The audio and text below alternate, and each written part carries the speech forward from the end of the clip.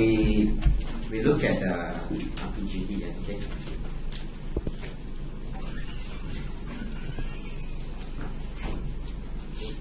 Let's start. Thank you for being here in such an auspicious day. Okay.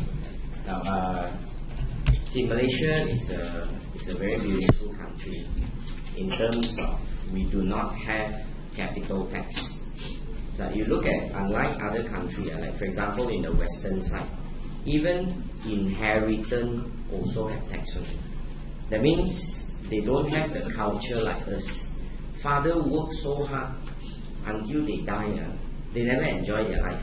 I believe most of us got this type of experience.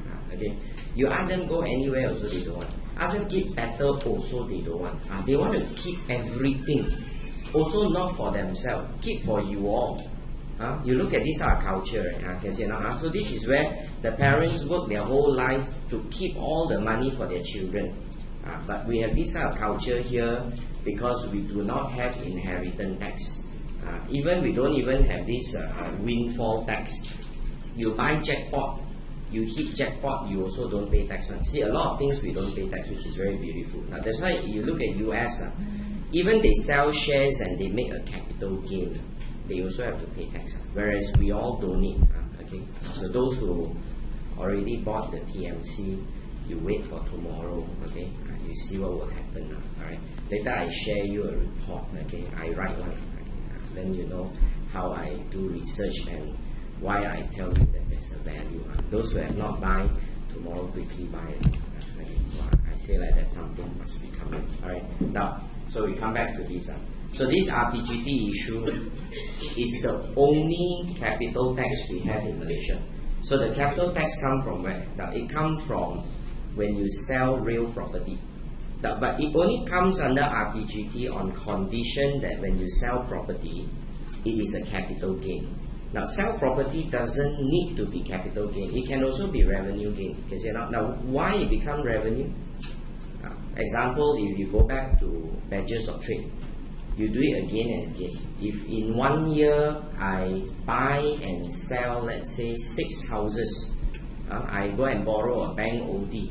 So I use the OD as my capital payment, and then the initial payment that I buy and sell, buy and sell, buy and sell, buy and sell. You do it so often, it becomes revenue. If it becomes revenue, it goes back to income tax again. But of course, for people like you and me, we don't do that, you see. So we buy house, maybe we keep. Many years later, we sell. So we will have this kind of taxes called RPGT. Okay. Now, the scope of RPGT is like this. We assess the gain when you dispose real property.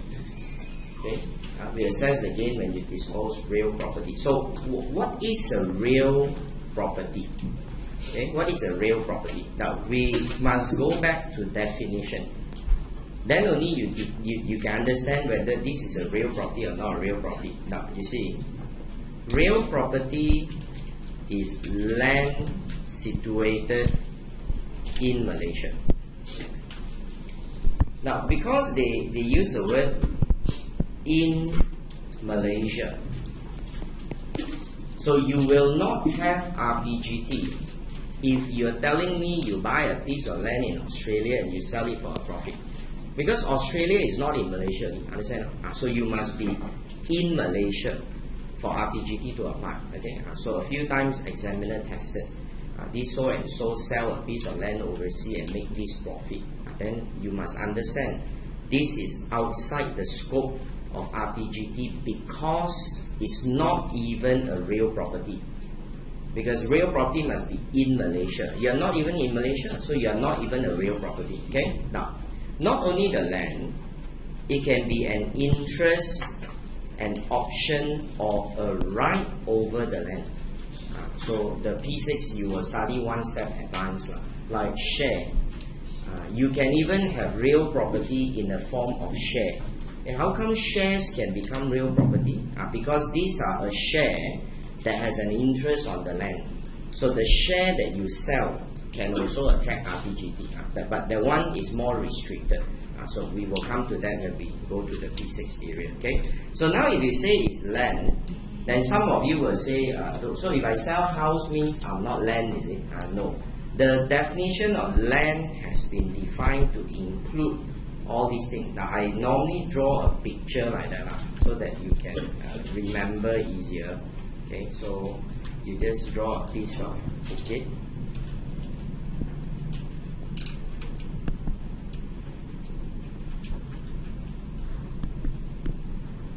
Then we got a tree. Okay, and then we have some water. So this picture is enough for you to remember what is land. Okay, now land is the surface of the earth. So the surface, the earth below the surface. So anything that is covered within. Now that's why you see, but this definition in the law has changed. Okay, you see, if you realize or not, our smart tunnel. If you use smart tunnel, you notice a smart tunnel is not straight. Because if you start from this Tun Razak go down, you see turn like snake like that. So why the tunnel turn this way? Why not just go straight all the way until we come out from the highway there? Because in the law in the past, the definition when you buy land, you don't just buy the land, you buy everything, go all the way down. That means everything all the way down is yours already, you know. And this is our law. So when the law is like that, then there's a problem. When the government wants to build a tunnel, if they want to correct below your land, the government must buy from you. And it's very expensive. So that's why they don't want to do that. They want to purposely cut all those areas that belongs to the federal, that they don't have to buy. That's why when we do LRT project, we got this problem. Here they want to start the LRT project. They want to do things underground. But this underground is mine. How can you come and correct? Can say no? So that's why they need to buy back. But after that, they start to change it. So now the law becomes different. When you buy the top, you own the surface until certain feet. Then whatever go down is not yours already. So this is how they become smart after they realize the problem. But in RPGT, whatever underneath. So you imagine if I'm the landowner, then LRT come and say, I want to buy your area 30 feet down the land. Then you'll be thinking, I need to pay tax. Of course, because the earth below is also real property. See the idea? Very smart. Okay. Now, any building on the land, so any building, number 3.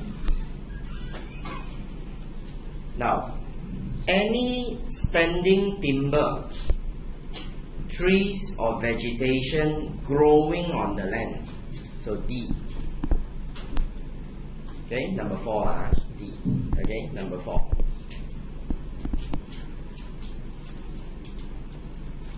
So if I got a piece of land, now I buy the land and I start planting durian tree, Musang King, the very high grade one. Okay, I plant. So 15 years down the road, my tree all grown up already. Okay, some more is Musang King. The durian probably, hopefully by that time still got value. Okay. Now, so now I say this land I sell to you. But when I sell to you, can I tell you that now the tree I sell you separately, the land separately, I give you 2 value. Okay. This land I sell you 2 million. The tree I sell you another 2 million. Can you say no? I cannot. The 4 million is together because the tree that is standing on the land is also part of the land. Unless you chop the tree. You want to separate like that, can. You chop all the Musang King until they sleeping. They are not standing because they say standing. So if the tree all sleeping, then it's not counted. You know? That's why you see, you go pasar, you buy the vegetable. The vegetable in the pasar, that one is not land because this is already not on the land. It's taken out already. So that's the difference. Okay? Now, and the land covered by water. Number 5. So if you go and sell a lake, that's also a land. Follow now? That's the definition of land. Okay, so now we know what is land.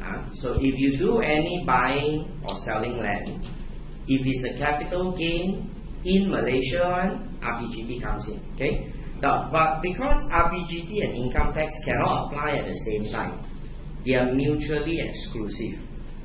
And income tax takes precedence over RPGT. That means in the event if RPGT and income tax also apply, who is bigger?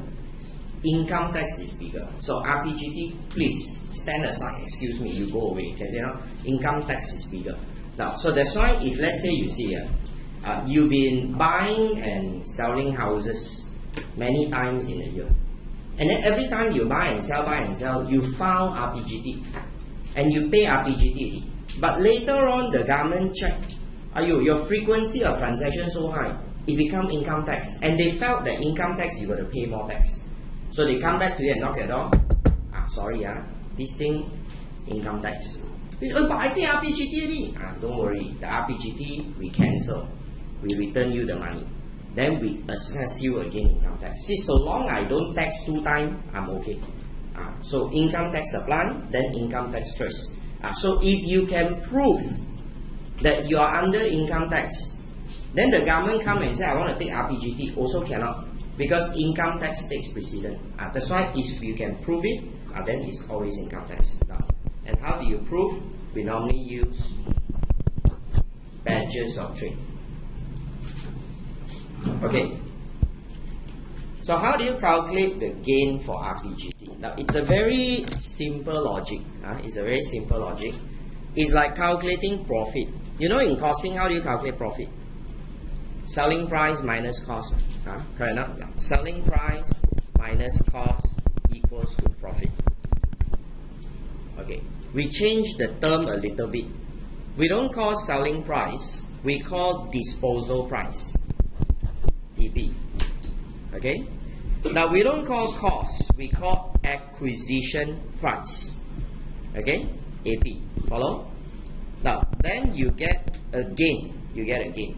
Now we will study one step at a time, because there's a lot of adjustment that will come in between. We look at the overall picture first. Now you might ask, what if my acquisition more than disposal? Then I make a loss, is it? Yes, you make a loss. But that one we see later, one by one. Okay.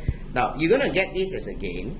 Then of course, after the gain, you notice or not? After the gain, there are quite a number of things that comes in. This one I forgot to delete. Okay. This one no more. Okay. We don't want. All right. The bottom one I forgot to cut. No more. Okay. Okay.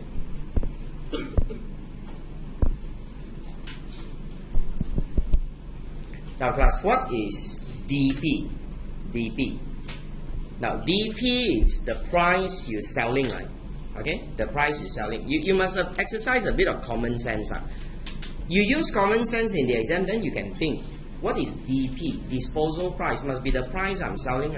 Then what is acquisition price? The price I'm buying. So you go and buy a house, how much you pay? You sell a house, how much you charge? Now, so the disposal price is basically made up of, now it's a simple formula I write first. Consi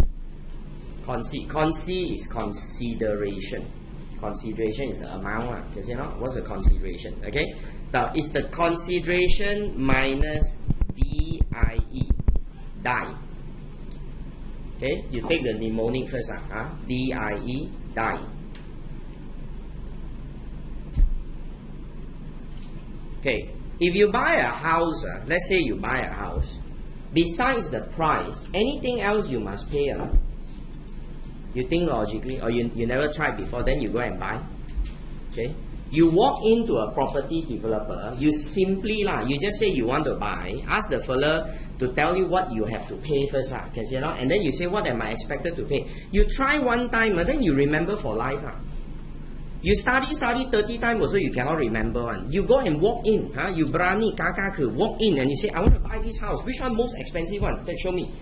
Okay, this one, okay, now you calculate for me. You act like you're a rich man, and you calculate for me. After calculating, okay, I go back and think first. Because go back and think first. You don't need to buy one. But you go through that process, then you know, the fellow will tell you, you must have this amount, you must pay for this deposit later, you must pay for this stamp duty, you must pay for legal fee, you take loan, you must pay this, pay that. They list out everything for you, then you learn through your own experience, and it's valuable because you need to buy a house in the future, okay? You go and try, okay? Now, somehow now everyone cannot sell, they treat you like a king. You walk in and no satay one, someone must pretend, no satay one, then they serve you the food, you eat the food, also free some more, okay? This is very good. Malaysia is beautiful. Now, so the acquisition price is when you buy. See, when you buy, you don't just pay the price, right? You pay all the expenses also. Like I say, you have to pay duty, you have to pay legal fee. Oh, obviously, that's the cost to me, right? So that's why you must understand. If it's my cost, it will increase my cost, right? That's why we plus. So we plus with the incidental expenses. Now, this is cost. What's so difficult? Use common sense. What's so difficult? It's common sense, right? Because I pay all these things. Okay. Then I always tell the student, after someone die, right, we call the CID. People die first, then the CID come. Okay. The CID don't come, then people die one. Understand? Logic, right? Die, then the CID. You mix up, then you make mistake. This is when you remember by heart. Okay. Now, so what is die? What is CID? You notice or not? The formula mostly is minus. Where got add one? Only one plus one part is add only. Like that also you make mistake. Then don't know what to say. Yes, because when we mark the paper, we saw our eyes. The student don't know what to plus, what to minus, so they simply hentam.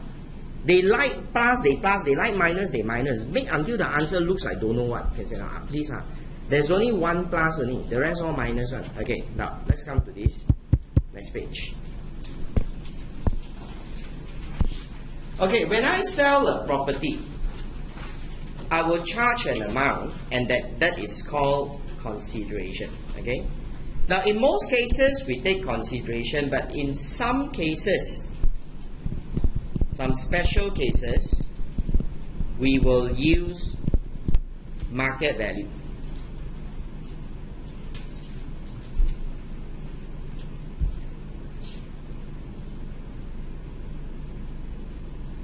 Okay. In some cases, we will use market value.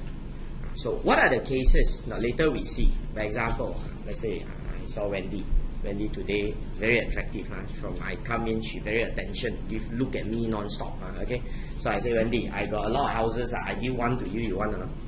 One or don't want? Okay. Then I give to you. Ah Chong. Ah Chong one. Ah Chong. Okay. I give to Ah Chong. Alright. So I say Ah Chong so far. Okay. I got one. Okay. I give it to you. Okay. So I give one house to Ah Chong. I give one.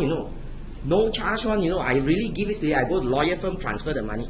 But in the eyes of the law, you give like that, it's already transferred, it's already disposed already. But I'm not taking anything, right? I don't get a single cent from him. Then how to calculate RPGT? So that's why this will be a situation, we call it gift. So for the gift, because you're not charging anything, the government say we use market value to calculate the RPGT. Okay, so we see later. What are those cases? We look at the basic first. Okay. From the consideration, we say minus what? Die, right? Die. Okay, where is die? My note follow the law, but die is D-I-E. Defend title. Defend title. E for enhancing value. Okay, E for enhancing value. Now, the I will be incidental costs. The expenses associated with what? Now we are talking about disposal. So it's associated with disposal. Now you say sell also got to pay expenses. Now you think and see. If I want to sell this property, I go and do advertisement. I pay 500 ringgit. Now my advertisement fee is my expenses to sell. For example, I call an agent. I tell the agent, hey, you sell for me. If you can sell, I give you commission. So the commission that I'm paying the agent is my expenses when I sell. So these are all incidental costs when you dispose. Okay. Now, so all these will be the amount that we deduct out from the conceit. Okay. Now, so we go through what is enhancement. Now, enhancement is something that you incur so that you improve the value of this real property. Okay? And enhancement is you improve the value. So I ask you, the land I buy just now, if this land was a kosong land, compared with now I planted the Musang King, do you think the value of the land increases? Now, that means the cost of planting the Musang King is my enhancement. I have enhanced the value of the land. Can you see now? But you must see the trick. Okay? Anything that goes into income tax cannot come under RPGT. So if I operated a business where this is my agriculture sector and I have claimed agriculture allowance, then cannot. Because that one go under income tax already. Can you see now? So you must be something that nothing to do with income tax. Okay, so now you see I planted the tree. So I spent money to plant this tree. So I take this as my enhancement. Now what if I want to sell that time, I go and chop all the tree? So now I ask you, when the tree all not there, do you think that the value that the tree used to be there will be reflected on the land? Can I tell you that, hey, this land, I have durian tree before one, you know. So you must pay 50,000 extra. Will you be doing that? You say, hey, come on, don't be crazy. That's the past, right? Now gone, huh? Now don't have. Now don't have. Then don't talk about used to have lah. Can say no? So cannot say used to. We are talking about now. That's called enhancement. Now that's why we see the issue about enhancement.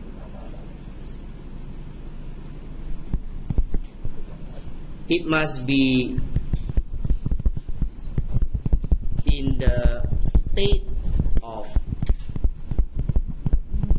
enhancing.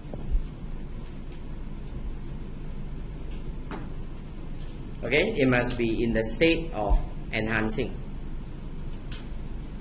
Now, I give other example. Okay.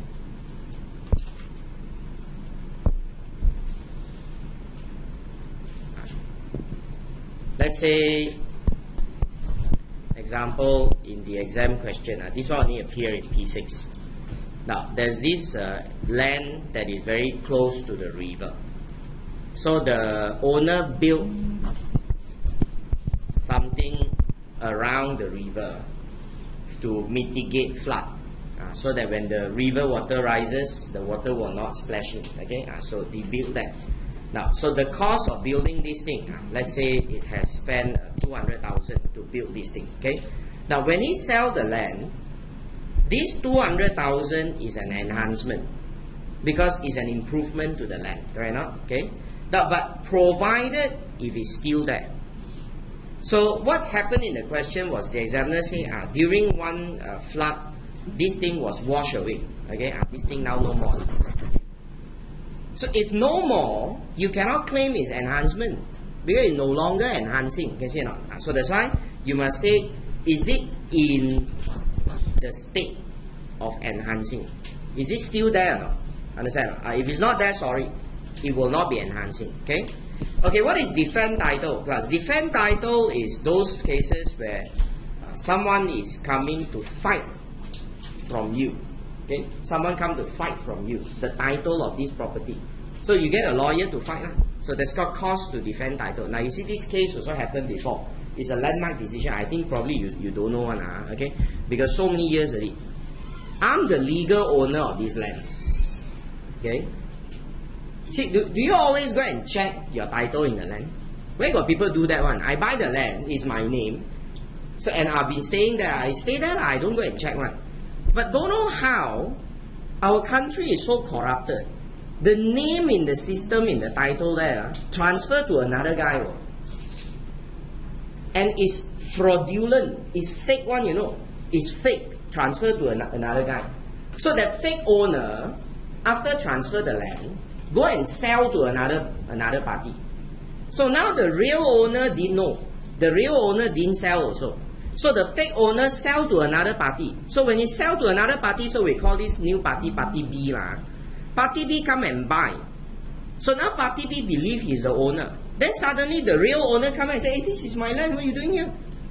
So now two owners are fighting over the land. Okay, the real owner and party B, who was cheated thinking that this land belonged to the fake guy and buy it over. So now who is the real owner of the land? The original owner or party B? This is not tax, this is law. For fun only. We just want to learn a bit more. Because you might also have this problem in the future. Who is the owner? You guess and see. You think should be the original owner, or you think it should be the new buyer? Huh? Which one? Why today you all so shy? Okay. Wendy, 你觉得是谁的 original owner? If you are party B, you don't cry, then you happily return the land to me. Fair enough. Now the law decided is the new owner, party B. But you say like that also can. So the original owner buta lost the land. Why? Because the law say the real owner buy in good faith. He didn't know, she didn't know, so she buy over the land. So that's why it belongs to her. So this is the problem. You see how corrupted a country can be. Like that also can happen. That's why if you see those Akong Ama land, that they leave it there many years, they don't do like that. My grandmother used to have a piece of land at Jalan Pahang. Okay, so that land very big one, now I think it's under EcoVest. EcoVest go and build the new condo or what, I cannot remember. So that time my father used to tell me that one belongs to my grandmother. Okay, but my grandmother died when my father is only 4 years old. So after that no one bothered. You see like that, then after a while we go and check, the name already transferred to another person. We wanted to go and fight back one. Then my father said, don't want. See, my father so nice. Okay, so I regret. I should have asked him, why you don't want to fight? You fight, then today I don't need to stand here and teach already. Okay, but he's very nice. He very scared that if he go and fight and pursue, there could be security threat to his children. So he said, never mind. We also can survive, we can eat, then don't want to fight. So that land if I got that piece of land now, I really can teach you all for free only. Okay, don't need to take money. For fun I teach. Alright, but sorry, too bad. Okay, too bad. The land taken already. But this can happen in Malaysia. Okay, now so this is what we call defend title. The cost to defend title. Okay, what will be the incidental cost? Now if you go down, right? Now normally the incidental expenses that we are saying can be things like whatever fees, commission, agent fee, valuer fee, stamp duty, advertisement, all that. Okay. Now anything that go under income tax one cannot come here. Just remember that. Okay. So these are called incidental costs. Okay. Now this enhancement and defend title, these two figure. Okay. Just these two.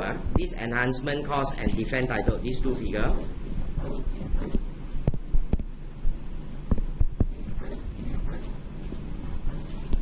We also call it as permitted expenses.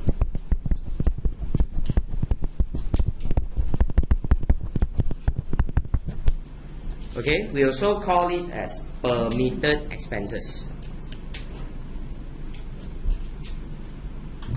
Now, I really doubt examiner will ask a question that backdates so long, but it's just to let you know.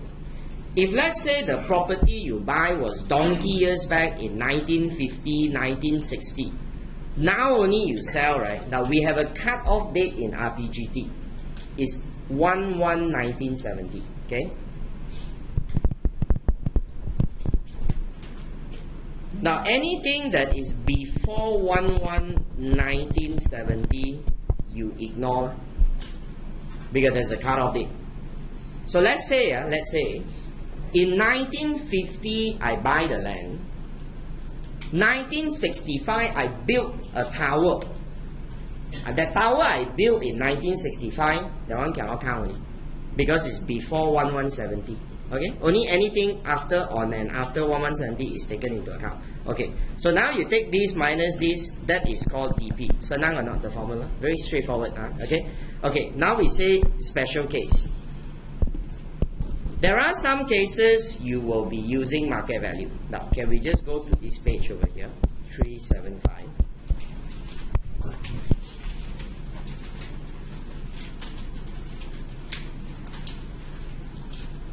Okay. In what cases that we will apply market value? We don't want to take conceit. Even if you sell, we also don't care. We just take market value. Okay.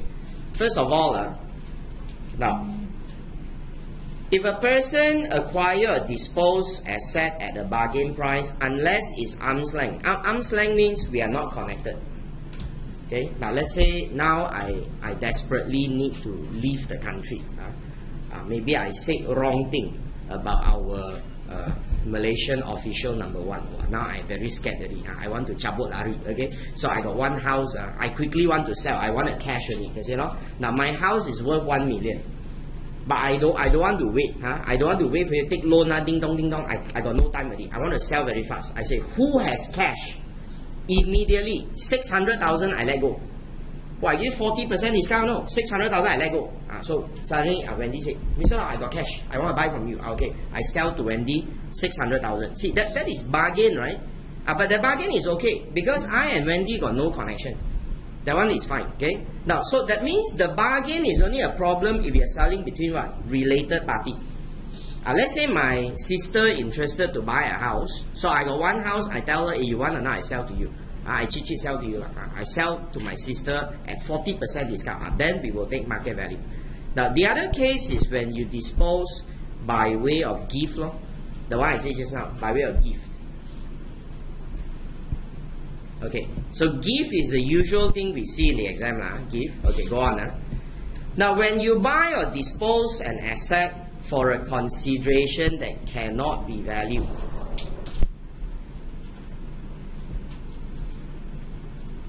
okay, a consideration that cannot be valued.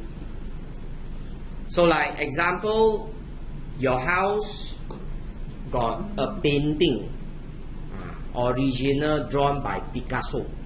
Wow, very valuable painting. Okay, so I want to buy the painting from you. Then I tell you I got no money lah, but I got a very big bungalow. This bungalow worth a few million. I give you the bungalow, you give me the painting. Now that painting can value or not? Can. That painting can value. So if can value, then okay. Then you don't have to go back to market value. Now the only thing that you say cannot, think what cannot be valued? So I usually give this example, okay? So let's say Achong. Alright, so I like Achong very much. I tell Achong, this house, I give it to you with one condition. Condition is you must stay in that house. 30 years you cannot come out. Okay? But I provide you everything. I give you astro, I give you computer, everything inside, good food, but you just cannot come out for 30 years. So I lock him for 30 years. Okay? So 30 years, he walk out, the house is yours. Now in that case, what is he paying for the house? He's using his what? Freedom. Yes. Your freedom, how much? Cannot value. Because I cannot value his freedom. So in that case, I'm selling him by buying his freedom. So freedom cannot be valued. So in that case, we will use market value. Then you say in practice got this sort of thing one. No, we don't use freedom but we normally use love. Love is cannot value one. Kasih sayang. Okay, don't think about man and woman love lah. Father and children also love okay, you all don't be so narrow. Alright. Now, come back to this.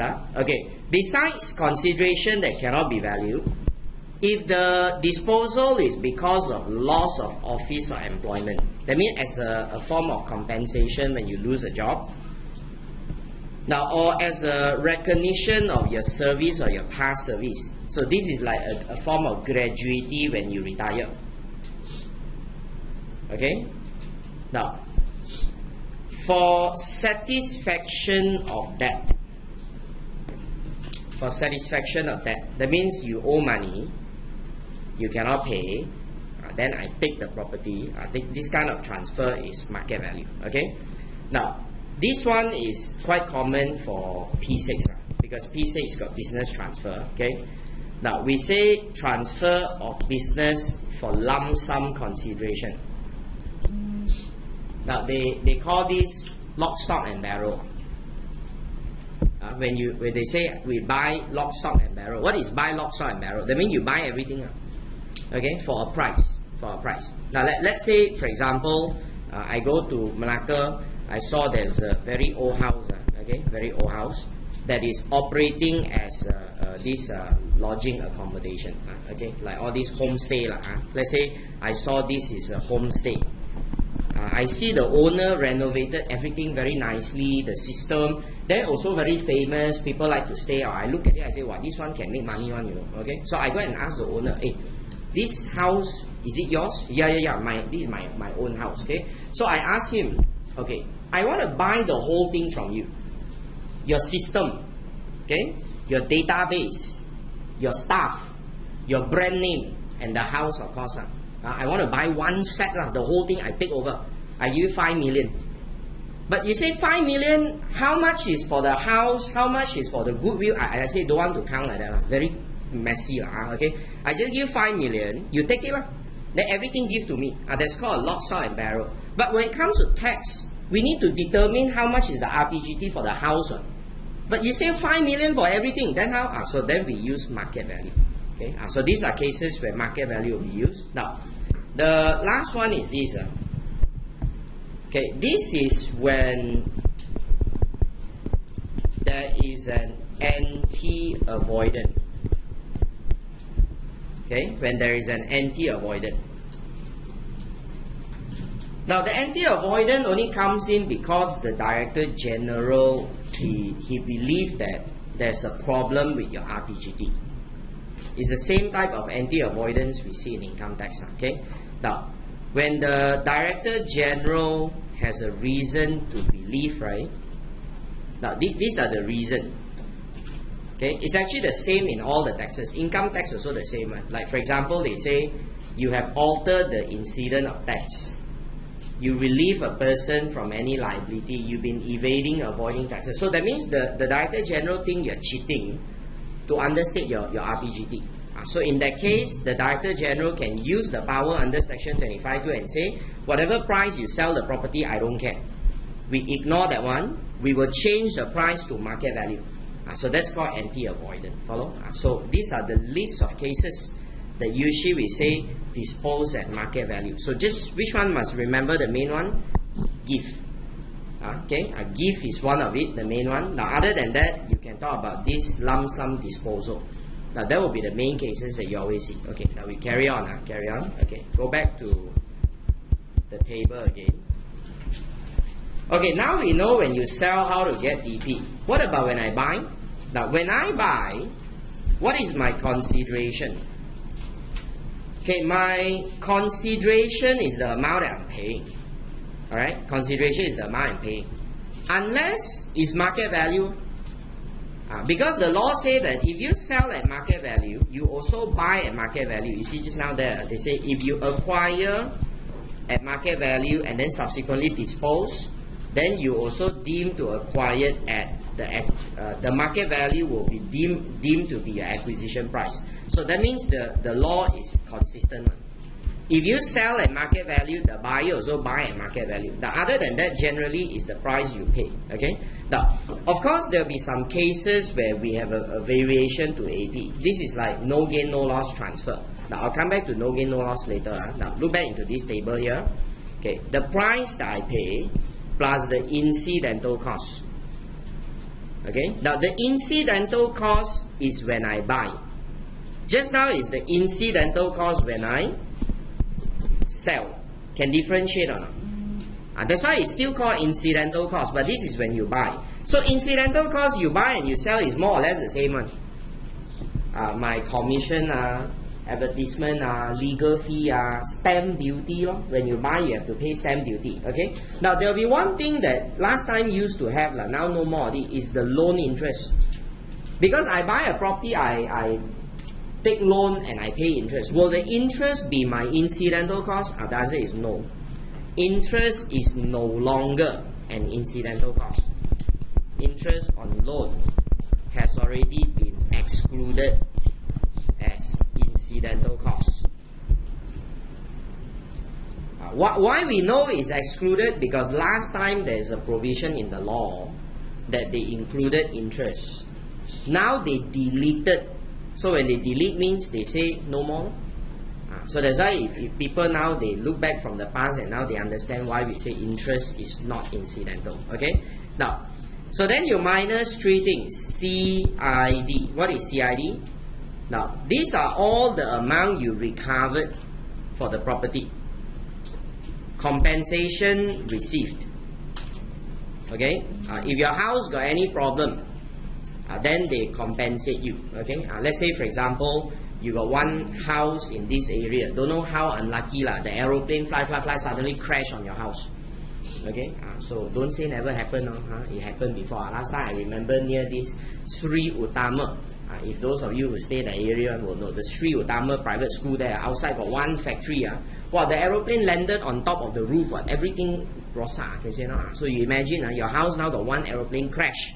So your house destroyed. So if your house destroyed, what will happen? Maybe Malaysia Airlines, they say sorry, our aeroplane, sorry, okay, but don't worry, I give you 500,000 compensate. Now this 500,000 is this amount compensation, okay. Now, but then you're gonna build back, right?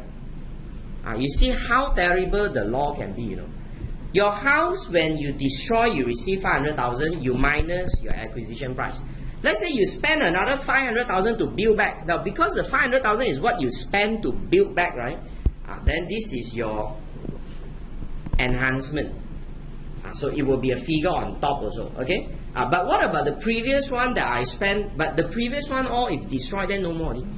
Then you cannot take. So that's why you must be careful with this kind of issue, because it can change every now and then. You must look at the state.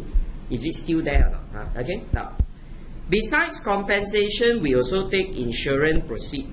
If you claim insurance, now we also take deposit forfeited for the sale. Now this is when people come and view the house and say, hey, I want to buy. Okay, come, 10,000, right? You take 10,000. Suddenly the fellow come back and say, hey, sorry, I cannot get a loan. Then okay, the 10,000 I take, burn already. Then this 10,000 is considered as deposit forfeited. Okay. Now so all that is CID. Now you minus, you will get this as AP. DP minus AP will give you a gain. Now that is the figure that I need. Alright, that's the figure I need. Okay. Later we will see some variation to the rule here. Alright. So again, because we have a cutoff on 1170, so anything that is before 1170, please ignore. Okay, anything before 1170, please ignore. Now, and also, if you buy before 1170, then we will use the market value on 1170.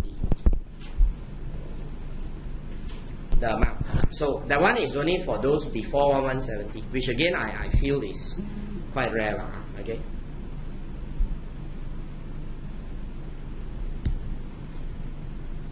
Okay. So we're going to see some variation to the rule later.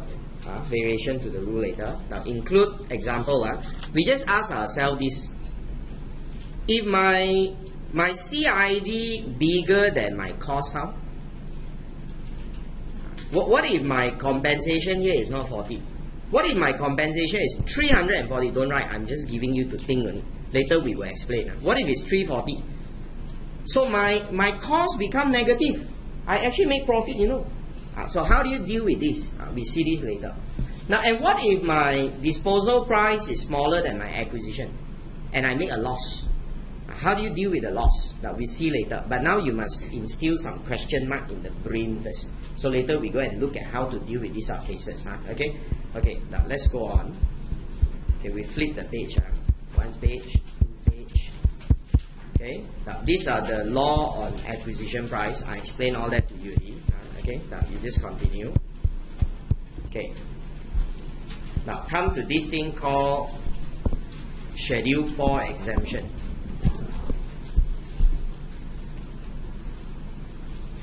Okay, now there are 3 exemptions in Schedule 4. Okay, 2 of them we don't need to calculate one. And in fact, I can tell you, you won't see in the exam also. Okay. Now the first one that you won't see is A. A says that we exempt the gain on those disposal before the RPGT. So any disposal in the past before RPGT Act come into force, we cannot take RPGT because the law not there. But that time we got a different law. We got Land Speculation Act. That one no issue. Okay. Now the next one you won't see is the C one. You won't see this. Now what is C? C is when there is a gain accrued to the government, state government or local authority. That one you won't see also. They won't ask you to compute tax for the government. Okay, so that means government need to pay RPGT or not? Don't need. Because all the land owned by the state government, if they sell, they make a profit also, but they don't need to pay RPGT. Okay, now come back to this. So the only one that you need to calculate is this one. This is the only Schedule 4 exemption that you will see them in the tax com. Okay, who get this Schedule 4? This is for individual. Okay, this Schedule 4 is for individual. Now class, we say individual. So whether you are Malaysian or whether you are foreigner, no different. We give it to you. Okay, so I put here include foreigner.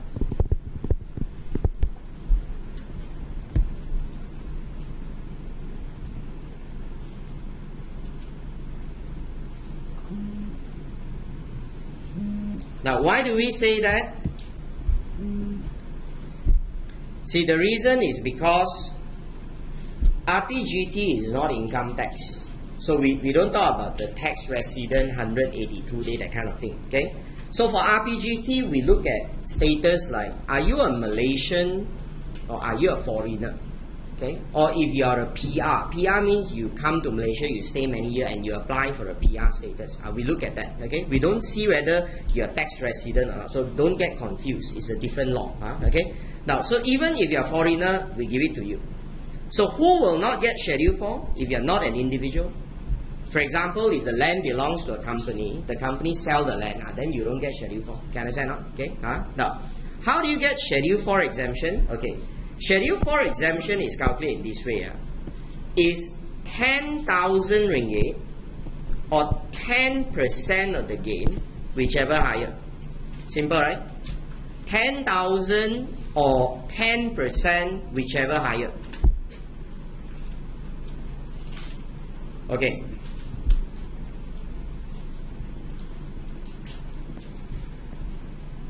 Now,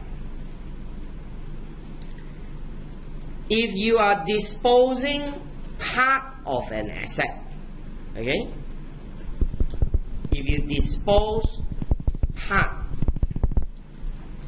now normally part is for land, because sometimes your land 10 acre, maybe you sell 2 acre. So 2 out of 10, you do a partial disposal.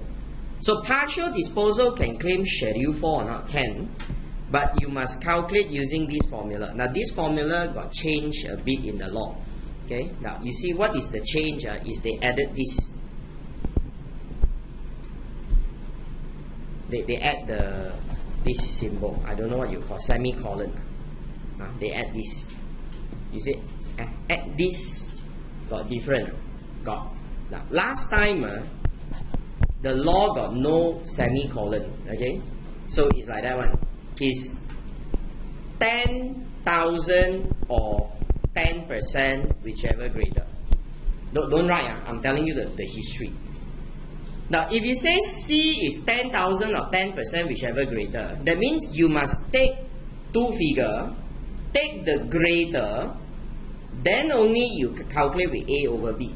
But now no more. Now, after they added this semicolon, is you take the 10,000, you multiply with A over B, then only you compare with the 10%. So that's the effect. Okay. Now, so what is A over B? A over B is the area that you sell over the total area.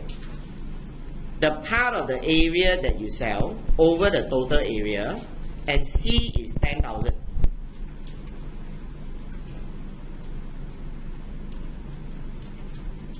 Okay, let's look at this example.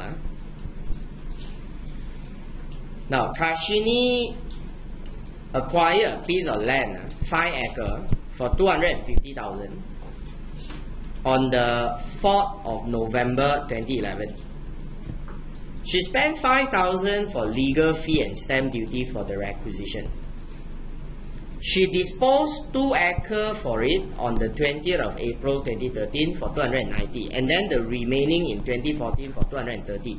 Now, the year you sell, RPGT don't have basis period like company one. We follow calendar year. You sell in 2013 is Y13. You sell in 14 is Y14. Can you understand? Okay. Now, so how much do I sell? Okay. Now you see, the first disposal that I'm selling is I'm selling the 2 acre, and then I sell the 3 acre. So the 2 acre that I'm selling is for 290. Then the other one is 230.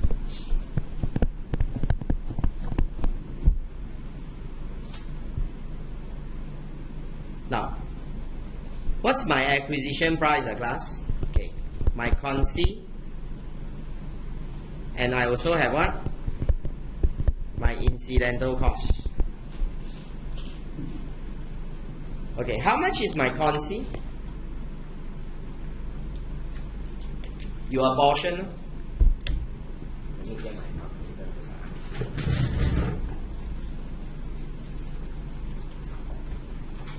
Okay, your portion.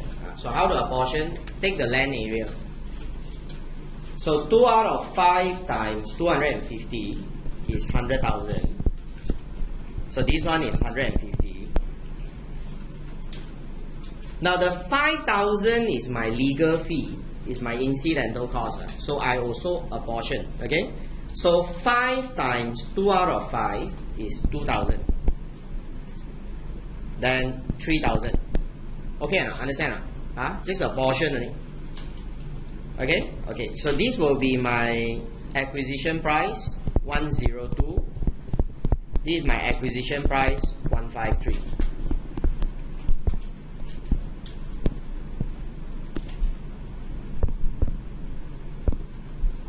So guys, your disposal minus acquisition is my chargeable gain. So 290 minus 102.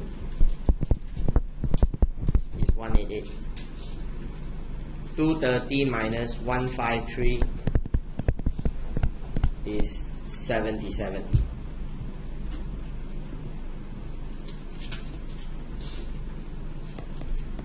Okay, how much is the exemption I get here?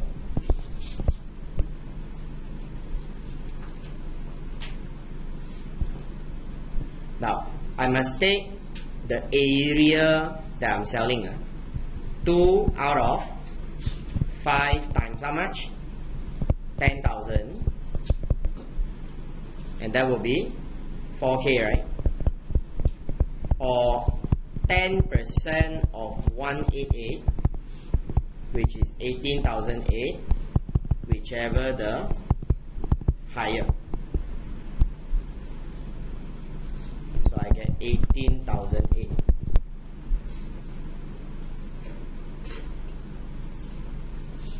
Now you do this for me, the 77.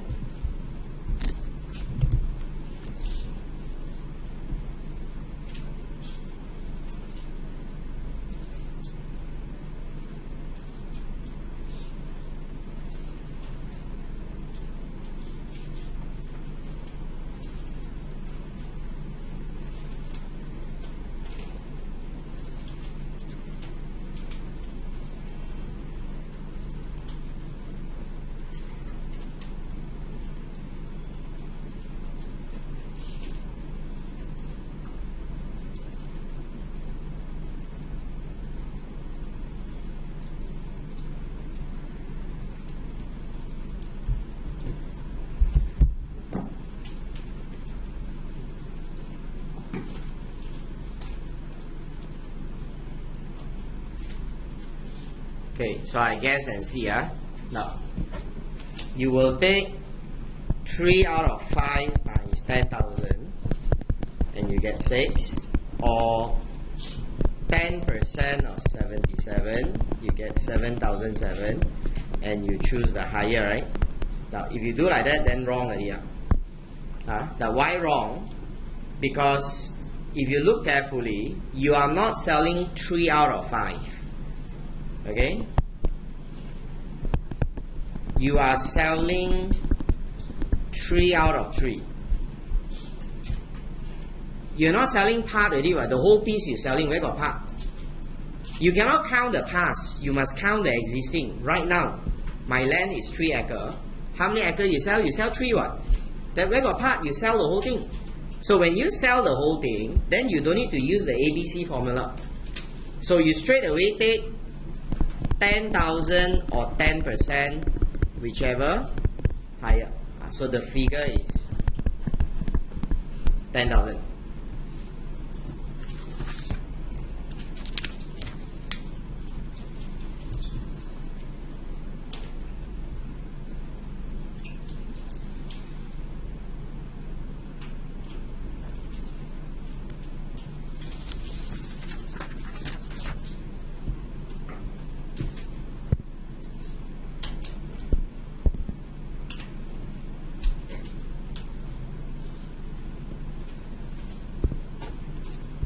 Now,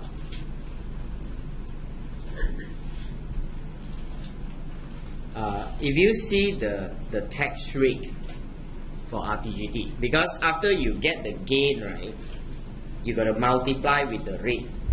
Okay, so the rate, how do you get the rate? Okay, if you see this is the exam question, the exam question, the front page, the table, they will categorize the rate in this way. They write there company, individual that they are not citizen and they are not PR. So foreigner, foreigner, and all others. So who are we? Which group? We all, you and me. Which group? We are all others. We are here. That means all others include Malaysian citizen. Okay. Now, but if you see the law don't say like that one. Now I continue. Okay. After this page, the following page, you see this is the table.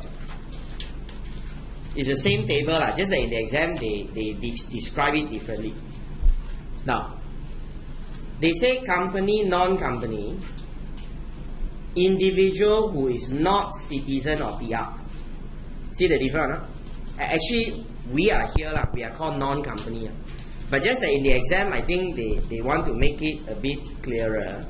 They go and put here all others, all others, alright? So it's clearer, but you're using all others. Now, if you see the rate that we're using, whether you see the rate here or you see the rate in the notes is the same, okay? Now, if you look at the rate that we are using, it works in this way. The rate depends on in which year you dispose. Now, disposal within 3 years.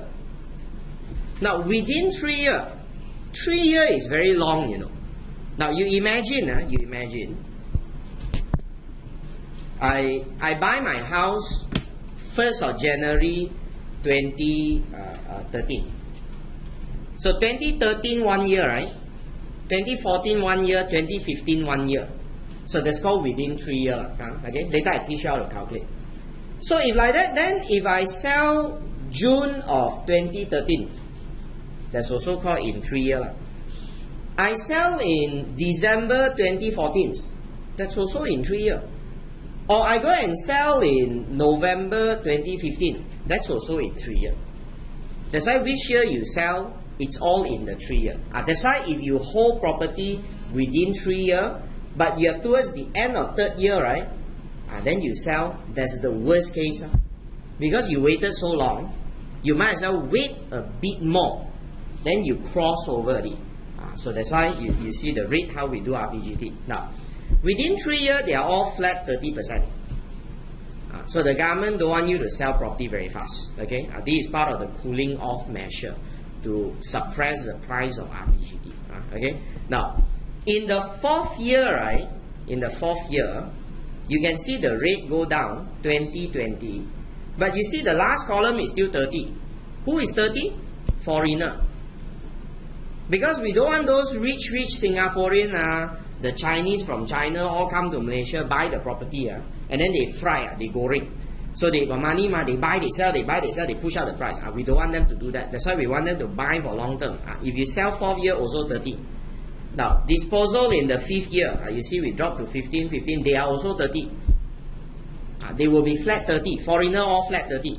Now, the advantage to you and me, Malaysian, is when you sell property 6 years onward, you don't have to pay RPGT. That's why you buy property, you keep long. Then you sell, you don't need to pay RPGT. Okay? And it's not difficult to keep long. You buy those condo that is under construction. You construct, the construction period can be easily 3 years. So by the time the house built, already 3 years passed. Then you just have to wait. You must wait one. Why you must wait? Don't be the early seller. Early seller, but early seller is because they're scared of the uncertainty, they sell quick. Now you wait until the property, people all move in, and then got a lot of people like the place, they like to stay. Now a place that can rent, sure can sell one. Because investors need to recover their return through rental. So if you got a houses that nobody rent one, how to sell? You must be able to rent. That's why you must choose a place. And people rent for location. They don't rent for price one. If I rent for price, I might as well go and buy a cheap one. Why must rent from you? Can you know? So most of the time, they rent for location. So that's why investor must choose a location that's very convenient. A bit expensive, I told you before. You buy. Then people start to rent. When people start to rent already, then all taken up.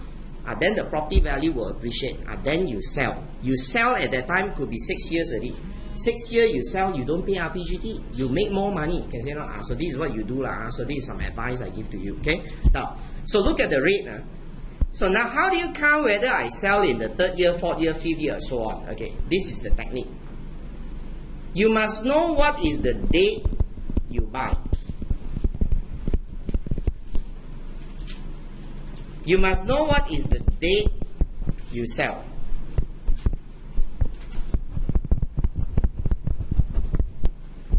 Okay, you must know what's the date you buy. Now, let's say you buy on the 7th of July 2014.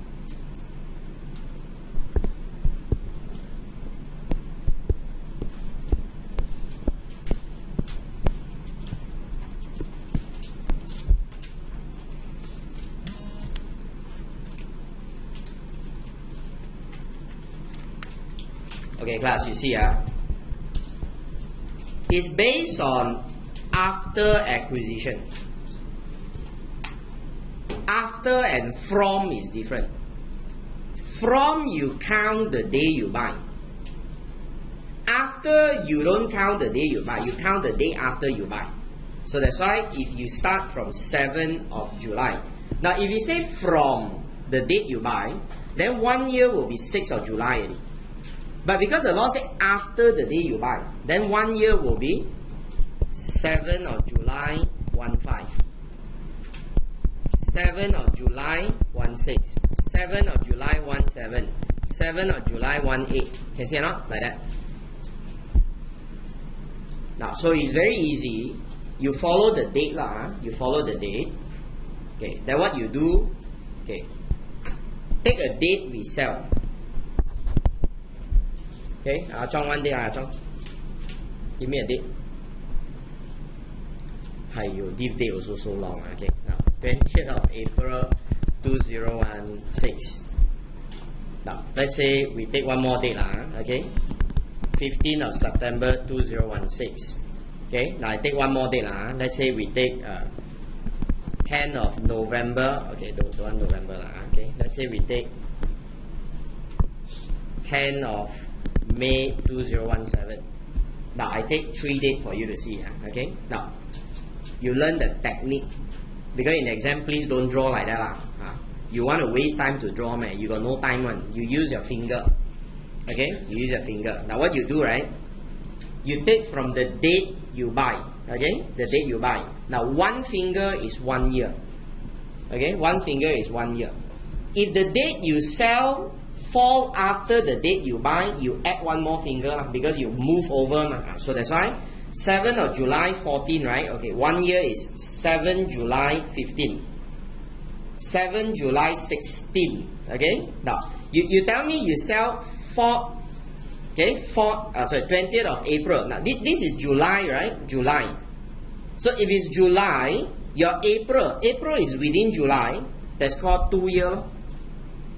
2 year. Now you see again, 7 July 15, July 16. The date you sell is 14, right? It's April, right? Now April not yet past July, ma. So I see how many finger? 2 finger. So 2 year. That's called within 2 year. Now you tell me 15 of September 16. How? Now again, 7 July 15. 7 July 16. Now this is September. So September is after July. So I take 1 more year. Put 1 more finger. That's called 3 year here. That's called within 3 year. Now what about 10 of May 17? Now again, 7 July 15. 7 July 16. Now this is 17. 7 July. Okay, July 17. Alright, July 17. May is still in July. So how many finger? 3 finger. So 3 year. Okay, that's how you determine. So if I ask you, for example, if I sell a property on 9 of, let's say, August 2017. So which year is this? Now we try. 7 July 15, July 16, July 17. Now this is August. August is after July, so put 1 more finger up. That's called 4 year here. That's how you count it. Okay, you count the year. So which year? Then you follow this table. You look at the rate. But now we're gonna ask.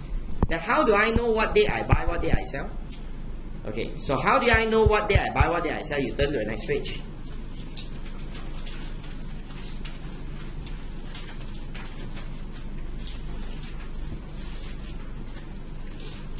Now, in a normal case, I'm saying normal case,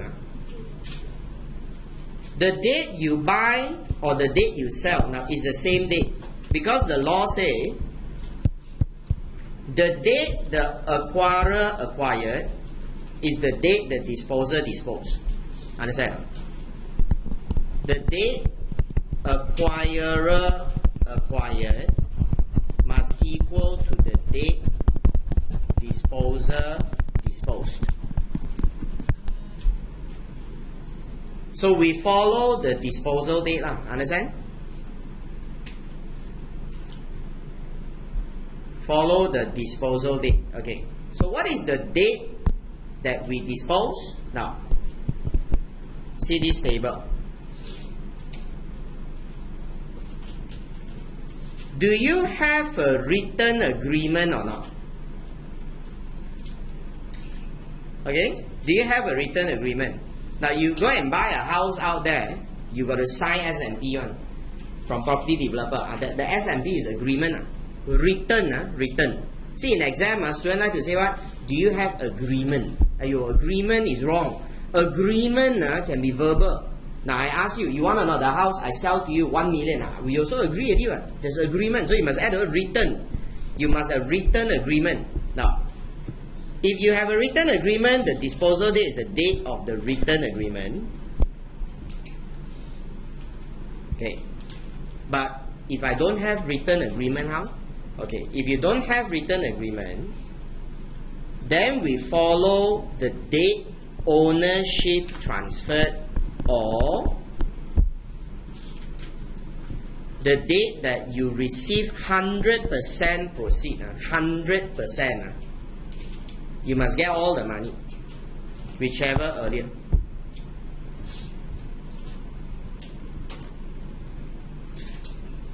Okay, these will be cases of normal one. Okay, normal. Now, this is called conditional contract.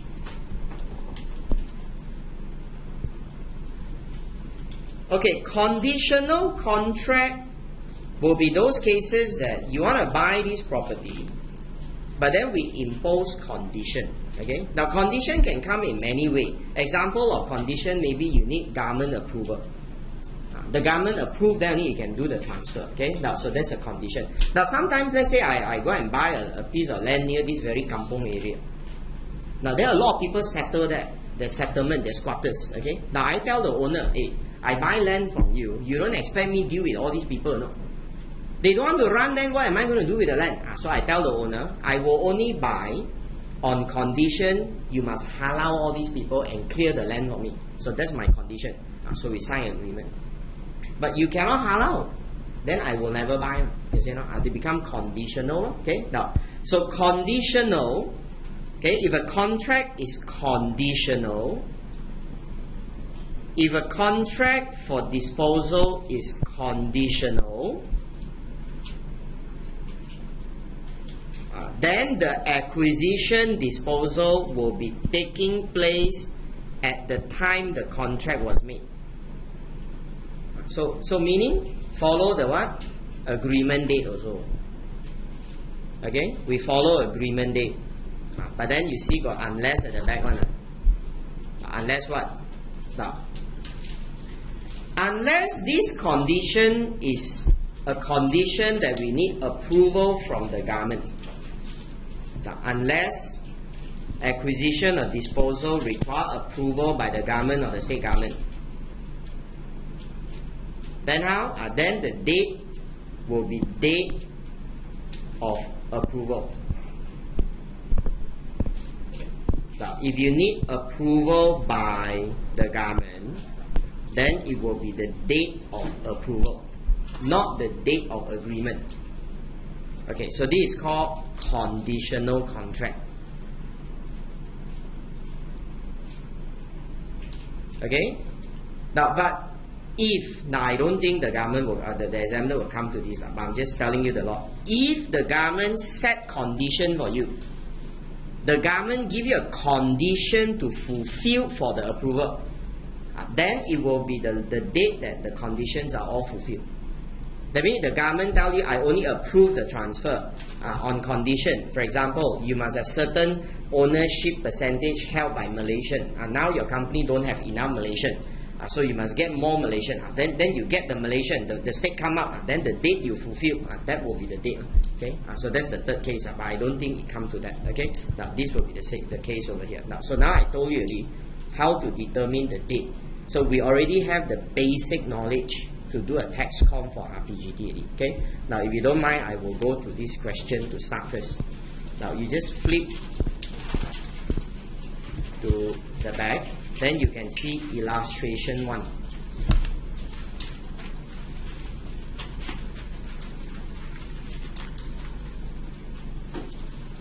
Okay, you see illustration 1.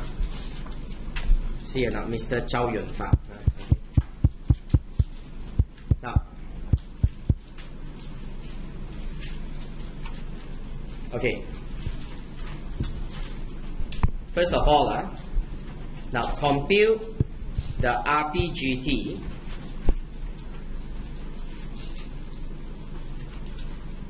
compute the RPGT assuming Yuan Fat does not claim exemption for private resident.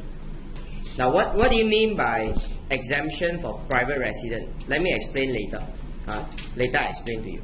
They just want you to compute the RPGT. Okay, then B, they ask you how your answer in A will change if there is a written agreement dated 8th of May 2009. And C, again they ask how will the answer be different if Yuan Fat is a non-Malaysian citizen or non-PR at all time. Now this is the variation to the rule. Okay, we come back. I'm going to start with A. Okay, now the story is like this. Okay, Yuan Fat sold his bungalow for $500,000, evident by S&P dated 15 June 2014. He incurred the following in connection with the sale. This is a sale. Got valuation fee, advertisement, brokerage. Now Yuan Fat buy the bungalow at a consideration of 350,000. The amount paid in full on 20th of August 2009. The bungalow transferred to him on 10th of February 2010. There was no written agreement. Now other costs incurred by Yuan Fat, the stamp duty, extension to bungalow, the interest on the loan, the legal expenses to defend title. Now in July 2012, Yuan Fat received 30,600 from a developer as compensation for damages to his bungalow caused by the piling work in the adjacent land. He also received 11,002 from insurance company, and in 2014 he received 10,000 from a buyer who called off the deal, so he forfeited the deposit. Now that's all only. So this example has all the details in a typical tax com. Okay. Now I given you the answer space in 3.8. The next page. Okay. Now we ask ourselves, what's the formula again?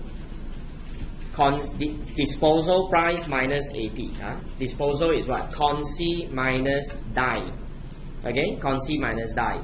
Acquisition is what? Consi plus expenses minus CID. Now you must have that formula in the brain. So it comes out. When it comes out, okay, now you can start filling in the blank. Okay. Now whatever we do, we always do like this for a start. We always state on top, okay, what is the date of disposal and what is the date of acquisition. Then you determine which year is that. Disposal in the which year.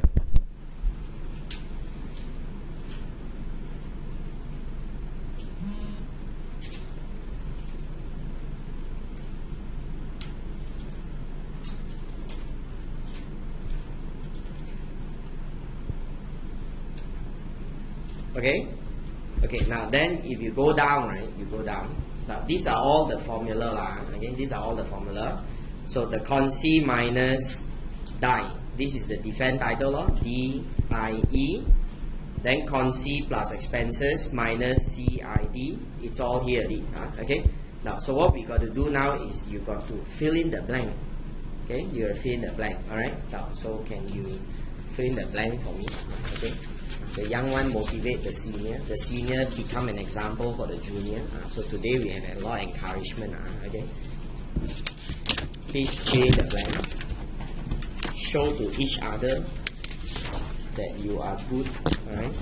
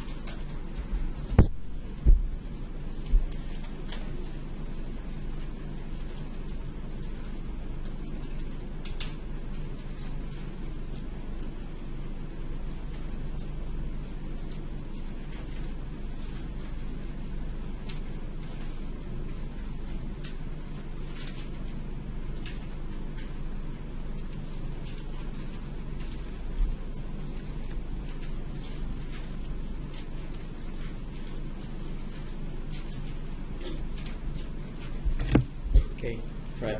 Wow, today excellent. It's the first time I see everyone so busy with the pen and filling figures. Excellent. Now I know what is motivation. Competition is motivation. Okay. Now, so what date I sell? 15th of June 2014. What date I buy? Now they don't have agreement. They don't have written agreement. So they say on the 20th August he pay everything. Transfer on 10th of February. You take whichever earlier. So you must take 20th of August 09. Now, so how do you count the year? Take your finger up. Now August 10. 9 to 10 August 10. August 11. August 12. August 13. August 14. Now this is June. June is still in August. So I don't need to add it, so I see 5 finger, right? That is disposal in the 5th year. So if dispose in the 5th year, what is my rate? Now my rate for disposal in the 5th year is 15%. 15%. Okay. 15%. Okay, class, what is the amount that I'm selling? So this one I dispose for $500,000. Okay, how much are the incidental expenses? Now in the exam you can list down underneath, or you take a note and write down. Okay, so you write down valuation fee, advertisement, brokerage. Don't just show amount. Scared the examiner say that you never show the working. But here I just show you straight the amount. 6,700 plus 1,300 plus 12,500. Okay, so all in. To dispose the property, I pay 20,500. Now for enhancement wise, you can see we do an extension. So there's a 50,000. Now then the legal fees to defend title is 4,001. Okay, so 500 minus, we got 425,400. That's called disposal price. Very simple, right? You know the formula, then you just take the figure. Okay, go on. What about acquisition? Now he paid 350,000 for the house. Now he pays stamp duty 3,500 duty, and he also pays 62,000 interest. I need to show this because I need you to remember in the exam I show. So the interest, but you put a nil because this is to inform the examiner or the marker that this is not an incidental cost. So the 3,500 and the 62 you don't want, so we have 3,500. So my cost is 353,500. Now then the 3 figure. Now I receive compensation 36. Now the insurance company pay me 11,200. Now I also forfeited 10,000 from those buyers who cancelled the purchase. So 353,500. We have 301,700.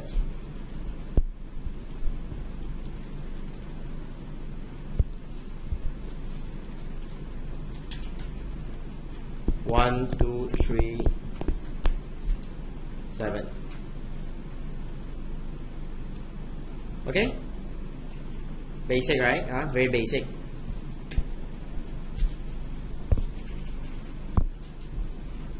Right. Because Yuan Fat is an individual, he will have Schedule 4. So it's 10% of the gain, or 10,000, whichever higher. So the 10% is higher. Now after 10%, the amount is 111,330.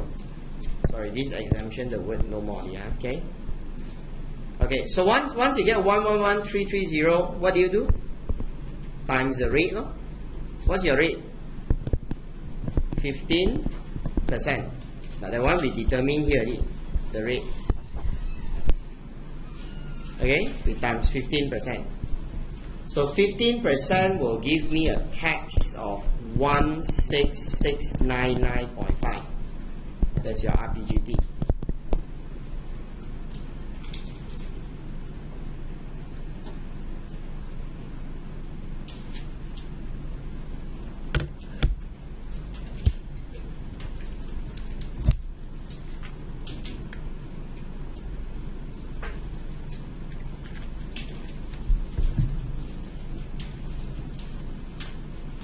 Okay, okay, now class, go on to B. Now you read the B requirement, then you understand what they ask you. They ask you, how will the answer in A, this is A, answer in A, the tax is 16699.5. Now how would the answer in A change if there is a written agreement dated on the 8th of May 2009. Now, remember earlier we taken 20th of August because there's no written agreement. Now, if there's a written agreement, then what do? You follow written agreement. Now, so if that's the case, then your date of acquisition become 8th of May 09. Now, if your date of disposal is 15th of June 14 and your acquisition is May 09. Now let's count the year. Which year is that? Now May 10. Take your finger out, May 10. Okay.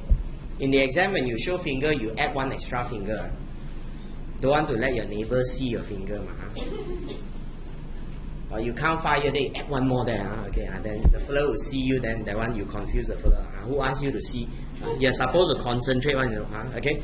Now, so May 10, May 11, 12, May 13, May 14. Now, May 14, okay? May 14. Now, June, right? So, you must add one more. Now, once you add one more, it becomes 6 already. So, 6 year or more. This is called 6 year or more. Or you can also say it's more than 5 years. Not more than 6. More than 5.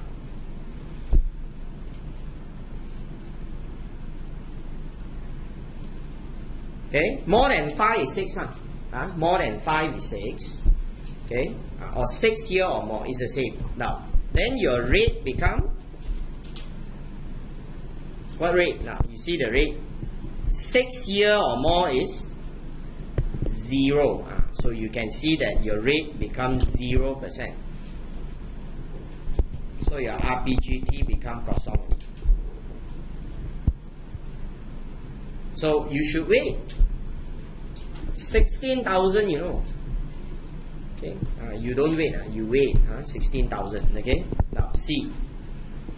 Now again, we are asking you, how will the answer in A? We are again referring to A. How will the answer in A be different if Yuan Fat is a non-Malaysian or a non-PR? That means he's a foreigner. Now I'm not changing the date now. I'm going back to A again. But I'm telling you he's a foreigner. Now foreigner, can I still use 15% or not? Cannot. You will see as a foreigner,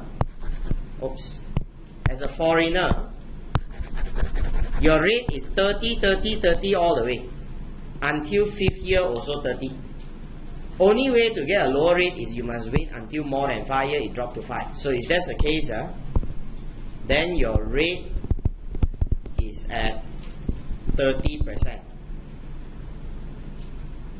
So your RPGT become double.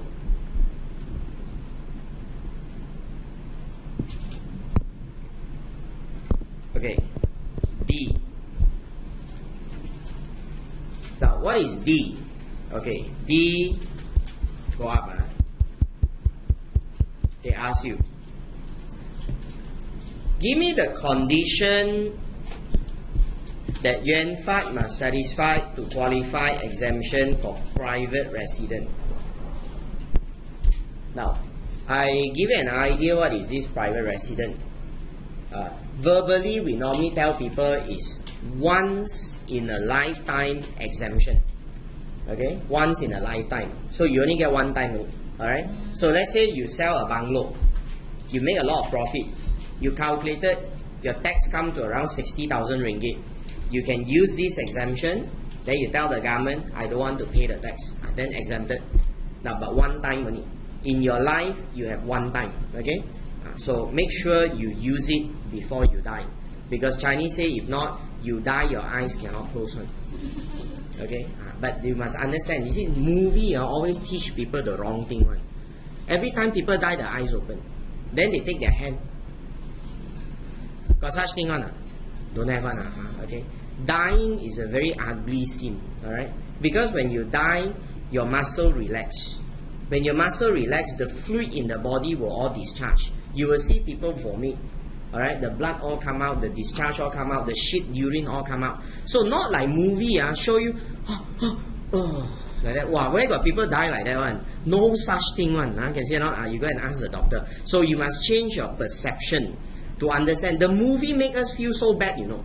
Because the Chinese movie always say you die with your eyes open, that means you die with a lot of regret.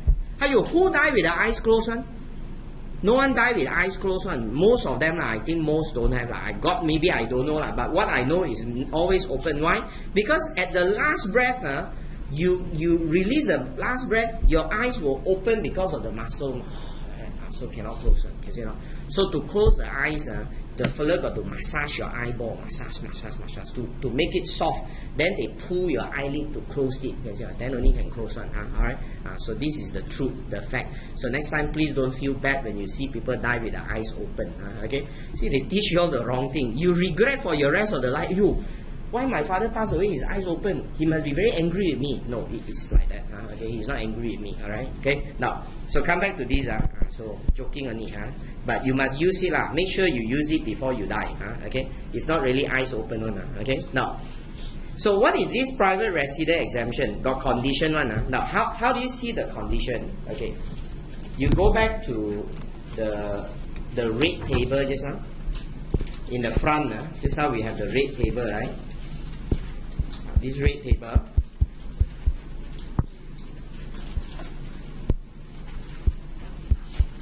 Okay. Then go back one page some more. Rate table, then go back one page. Sorry, because there are two sets of notes with your markup. You can see this section 8 private resident exemption. Can see it now? Okay. The P6 note is 378. I'm using that note now. Okay.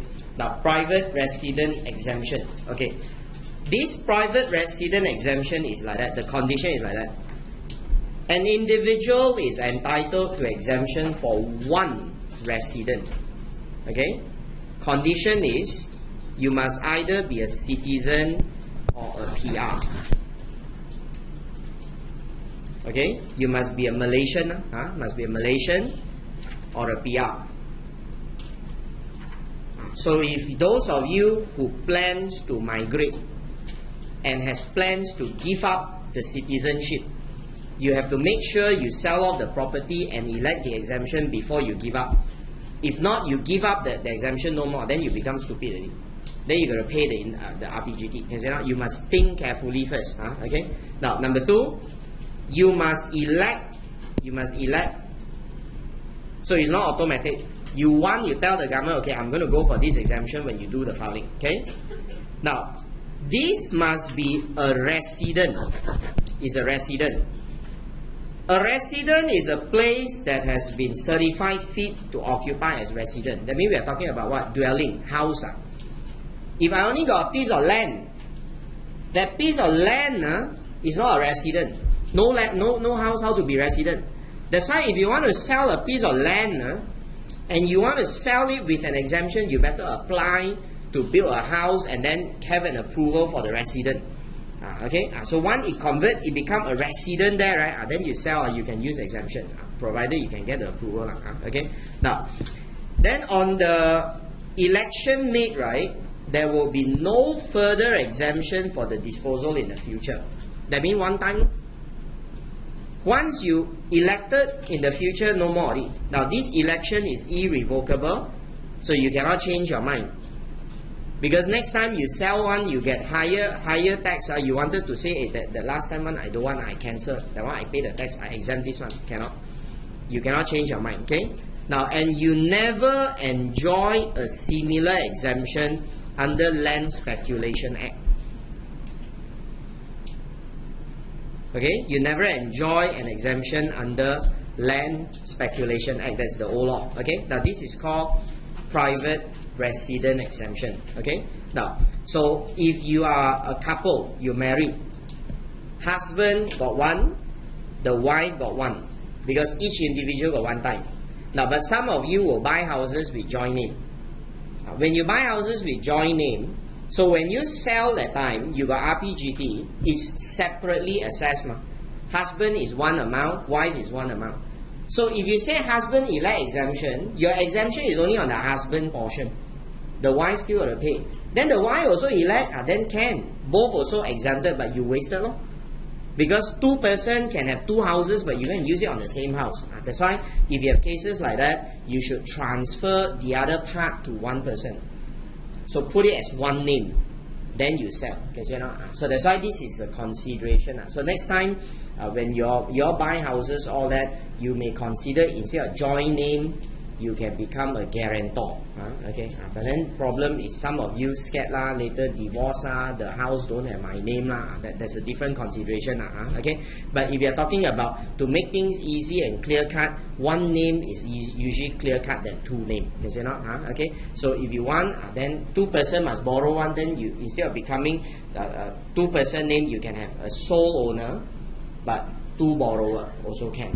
Okay, so this is what you can consider. Now that's on the private resident exemption. Okay, okay.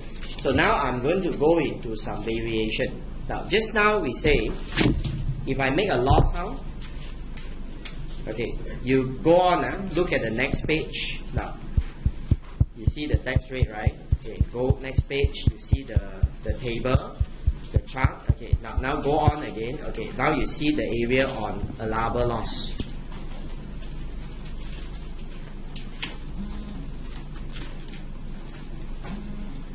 Okay, okay. Now we changed the RPGT system.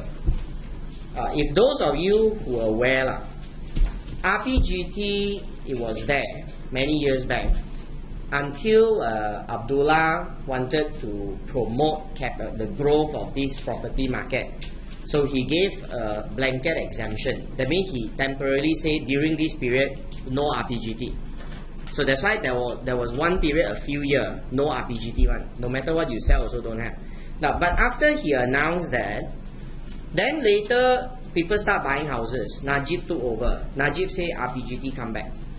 So people got very angry and say the government tricked them, because you tell me don't have, I go and buy. After I buy, you say RPGT come back. Okay. Now, but anyway, nothing to do with that. But when he bring back the RPGT that time, he start to change some of the rule.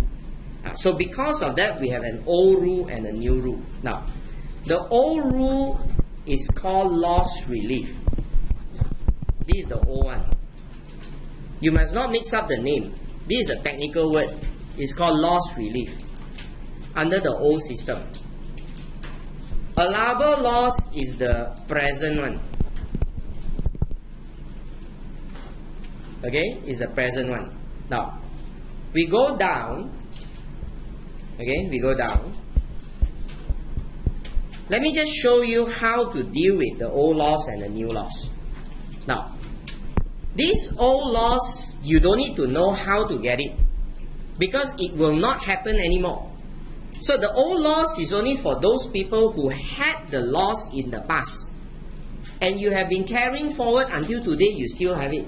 Now let's say maybe in the 2008, I disposed one house. That time I got a loss relief, and I still have the loss relief with me today, until today. Then how? Then you can carry forward. Okay, so this old loss, the treatment is you absorb against the tax. RPGT is the tax. Now, meaning, let's say this is my gain, 100,000. Let's say this is my rate, 15%. So your RPGT is 15K, right? Okay, you minus your RPGT loss relief brought forward. Now let's say you have 8,000. You minus it. Anytime limit, don't have. This figure is given until you finish it. Okay, there's no time limit.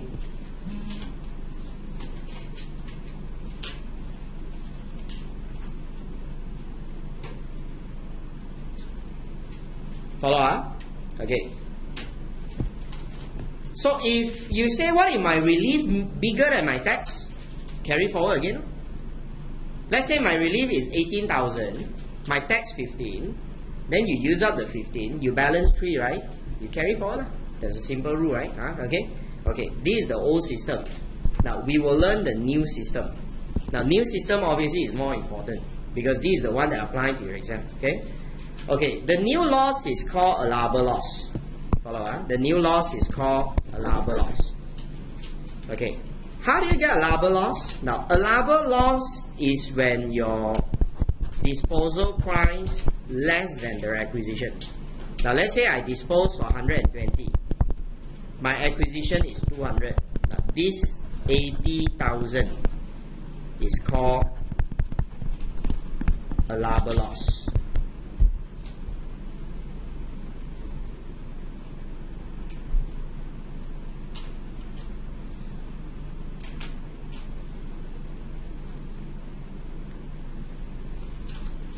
Now, there's only one case that allowable loss is not allowed. Is when the loss is to do with share. Okay, but this one only relate to P6 student. Okay, when you have losses for share, you ignore.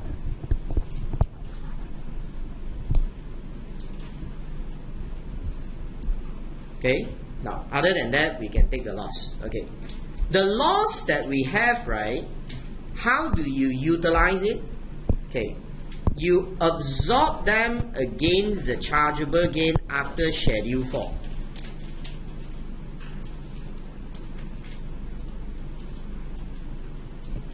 Now, so if you follow the new system,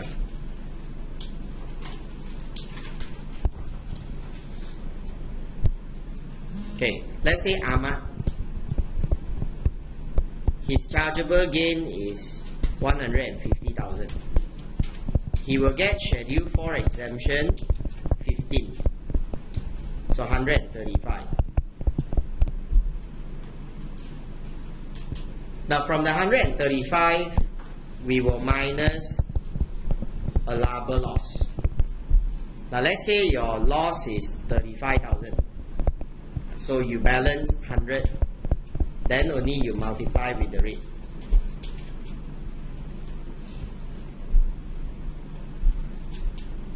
Now class, if you compare this allowable loss and this loss relief, you notice or not, the loss relief works like tax rebate and the allowable loss works like tax relief.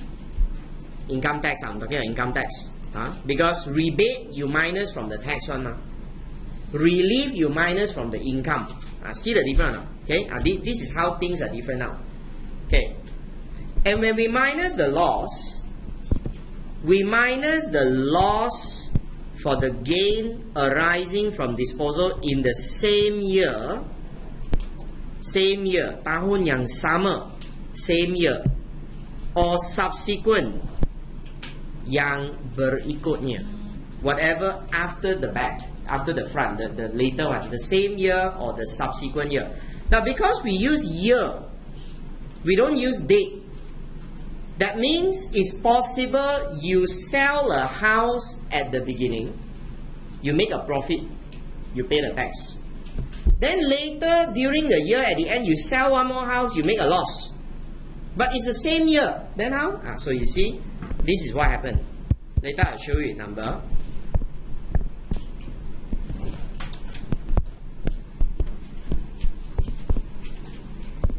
Now let's say this one is 2016.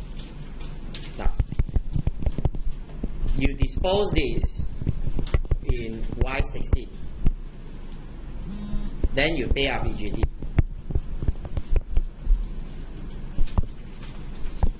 Later here you dispose again and you make a loss. it's also in Y16. So the law say the loss of the same year can absorb. So these two become same year. Now RPGT not like income tax. Income tax is you accumulate the whole year income. RPGT is every property you sell, you got to file a return. So every property you calculate how much tax, how much tax. So in that case, then how?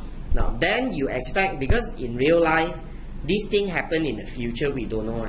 So what we do is, if later you sell and you make a loss, you have to file and tell the government to do a revised assessment. So that this loss bring back to the earlier disposal, use the loss, offset the gain, and reduce back the tax, and the government return you the money.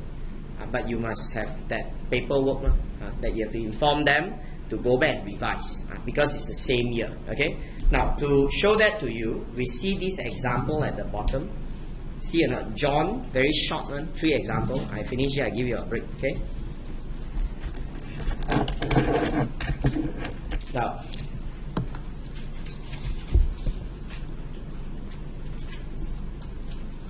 okay, say John disposal a house 200 on the 16 March 11, acquired on 14 May 08 for 120.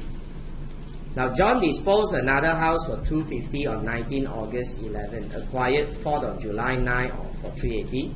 Then the last one is land on 9th of May 2012, and then acquired 3rd of February 2004 for 110. Now we put it together in column. Okay, we do 3 disposal at the same time. Now, date of disposal and date of acquisition. Now we do all the 3 in a column, so it's easier for you to see.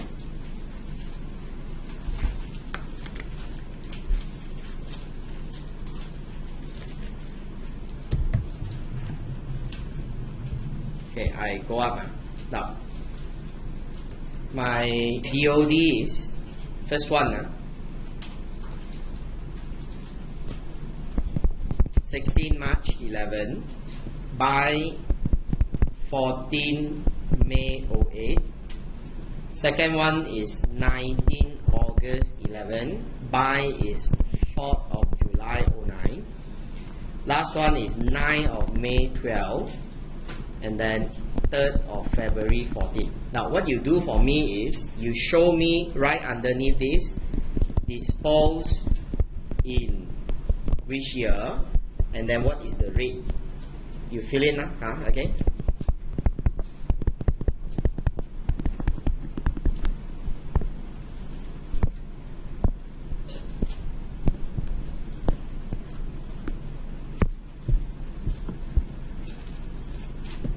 Fill in the blank.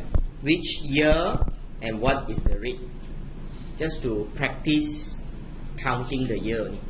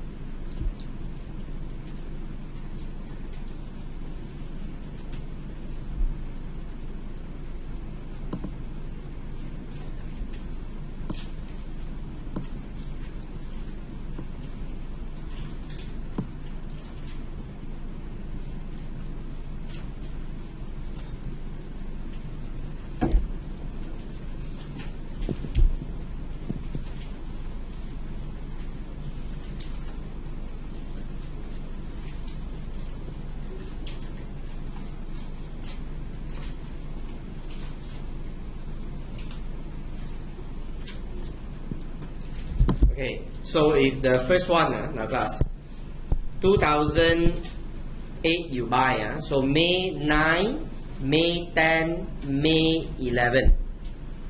So it's 3 years, so this is within 3 years.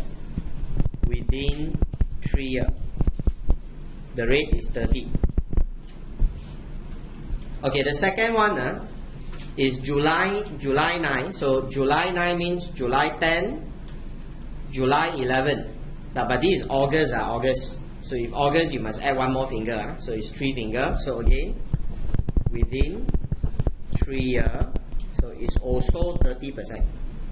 Okay, the last one is February 14. So to February 15. Why February 14? 04, sorry. 04, okay? This one very clear, don't need to count already. This is already more than 5 years, or you can say 6 years or more already. Now, 6 years or more, the rate become 0. Okay, now you see, my disposal price and my acquisition price. Okay, we fill in the blank first. Now I dispose for 200, buy for 120. Now this one dispose for 250, buy for 380. Now this one dispose for 380, buy for 110. Now I'm not sure you notice this or not. The one in 2000, the second disposal, if you see the figure, you probably notice it's a loss already, right? Okay. Now the one is profit one, I call chargeable gain. Okay. Now the one make loss one, we call allowable loss. So this one 80, this one 130, this one 27.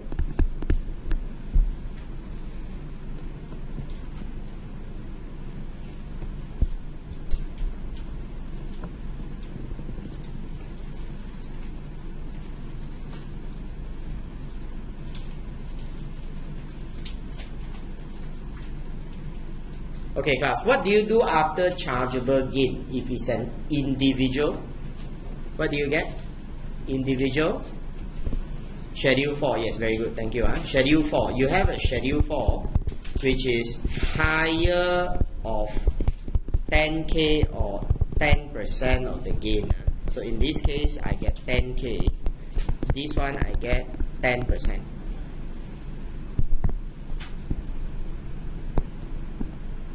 Now, so after my Schedule 4, I left with 70,000.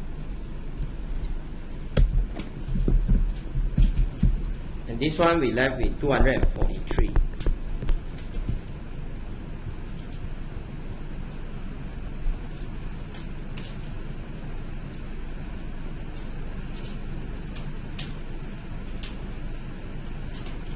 Okay? Okay. So I want to pause and you pause and listen to this. Now, take about a real life in a reality situation. I will only know the first disposal in 2011 March that time, because that time I sell one house. So I won't know anything in the future. So that's why you must imagine second and the third column is not there. So when I calculate, I got 70,000. Then my tax rate is 30%. Now technically, don't write. I want to erase. Technically, you will pay 30%. You pay the government 21K. Okay. But later, you see, March you do disposal. Then another time you dispose is a few months later in August you dispose again. But when you dispose again in August, you notice that the August disposal is a loss already. Now this loss can utilize for the same year. Now this is both same year, 2011. So you will inform the government that I want to take this 130 and utilize the 70. So that just now the 21K how the government return you the money. But now in Taxcom you don't need to do that because I can see. So what I'll do is I will straight away take this. I will minus the allowable loss 70. So that year I don't need to pay tax. So class, after 70 you minus the, you still got balance, right? How much? 60. What do? You carry forward. Now when you carry forward, this 60 goes to YA 12. See now. Now, some of you will say, "Ayo, they're very strange, huh? Why very strange? Because in the disposal for this Y12, the rate is 0%. More than 5 years, 6 years or more is 0%. So 0%, you minus the loss or not makes no difference to you, right? You look at it, "Ayo, sayang like that." Yeah, that's your problem. You have this situation, you sayang. So that's why any one of you who have losses then you always make sure if you want to maximize the usage of the loss, you must sell those property that you intend to sell that you will have to pay tax first, so that you can utilize that loss. If you go and sell a property like this, you buta wasted the 60,000. Because the loss utilized also no different. Understand? So this is how we talk about utilizing allowable loss. Okay? Alright, so that's a variation to the rule. Okay. I'll give you a short break. We come back, then we will see another 2 more variations. Then we look at the tax admin and do 2 more exercises. Okay, now, just now we mentioned about acquisition price. Okay, now, what if what you recover more than your cost? I use the word cost. Okay, your consi plus your expense. Now, this means you will have to tax the excess, and then for your future disposal, AP become nil. Now I will give you some number to let you see what I try to say. Okay. Now, let's say what happened now is on the 16th of April 2014.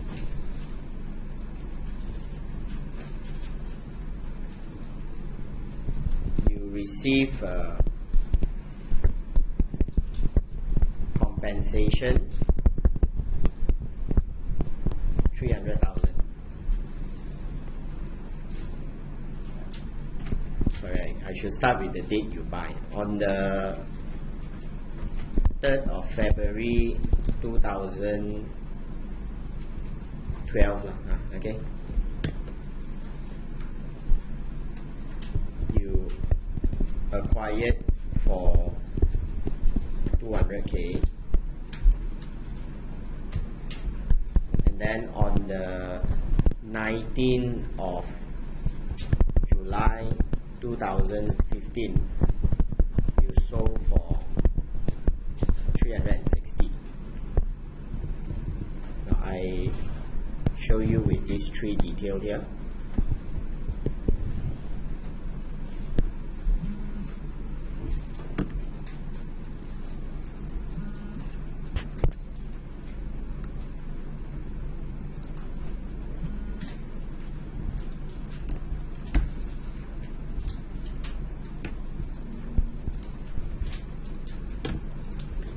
Okay, now you see, normally we only do the RPGT when I dispose the property. So when I say on the 16th of April you receive compensation, you don't see a thing, you see. Now, but when you do the RPGT computation, you will see why that there is an issue. Now, my date of disposal is 19 July 15. And my date of acquisition is 3rd of February 12. And which year is that? February 13, February 14, February 15. Now, but this is July, must add 1 more. So 4th year. 4th year the rate is 20, right? 4th year the rate is 20. Okay, assuming Malaysian, okay? So you're gonna use 20%. Now, when you do the DP, right? Now, I don't have much figure here. I say you sell for 360. So just one figure, 360. Okay, give me a few lines here, leave about 2-3 lines lah, okay. Now when you do your AP that time, right, okay, when you do your AP that time,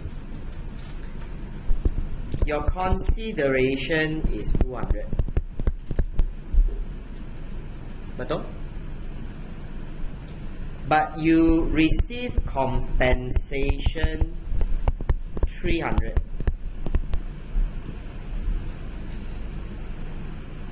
Now, do you see problem in the number now?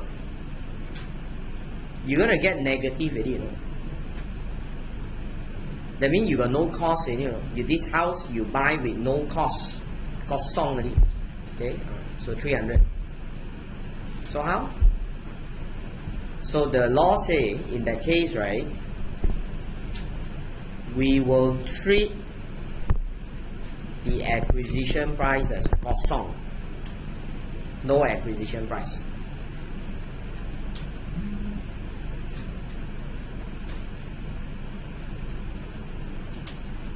Okay? Okay. So if you say no acquisition price, now what you're going to do with this? Now let me just solve the normal one first. That means you take 360 minus kosong, your gain become 360. And you get schedule 4, 36. Then you multiply with 20%, that's your RPGT.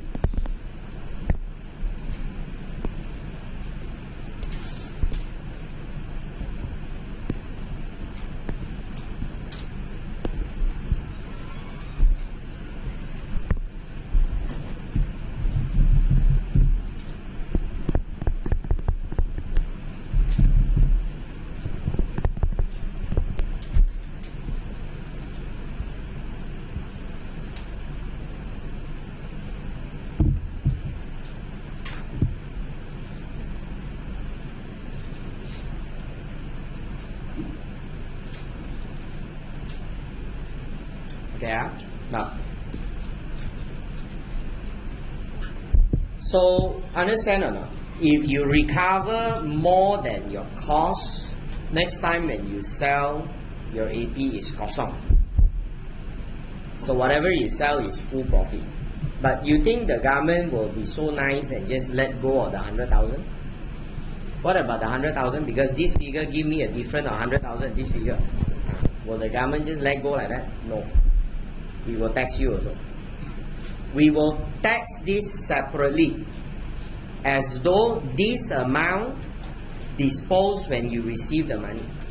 That means what we do is we will treat this as disposed on the date you receive the money, 16 April, and the date you acquired is February 12.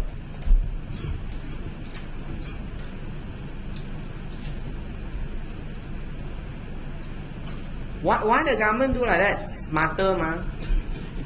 Because the rate is depending on the period. So when they do like that, they tax you more, correct or not? That's why they want to do like that, tax separately. So next time when you sell, then that one you tax again according to zero cost. Okay. So now this 16th of April 14 is which year? Now you see February 13, February 12. Now this is April. Add one more. It's still within 3 years. Now if it's within 3 years, what the government will do is they will take 30%. So for this figure,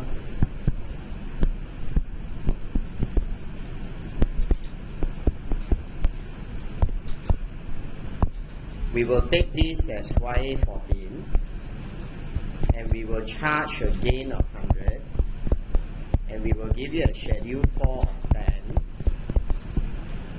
So you get 90. Then we take 30%, so the RPGT become 27. That means this property, how much RPGT you have? 27 plus 64 in.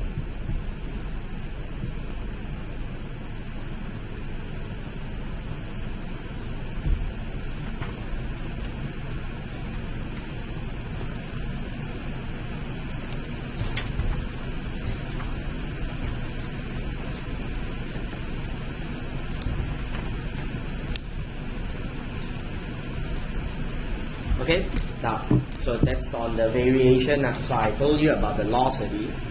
I told you about what happened if the recovery more than the cost. So these are all the variation, all done already. So now we have looked at a more complex side of RPGT done already. Now we move on to another area. Now continue back to my note just now. I stopped at the loss note, right, just now. We stopped at the loss there.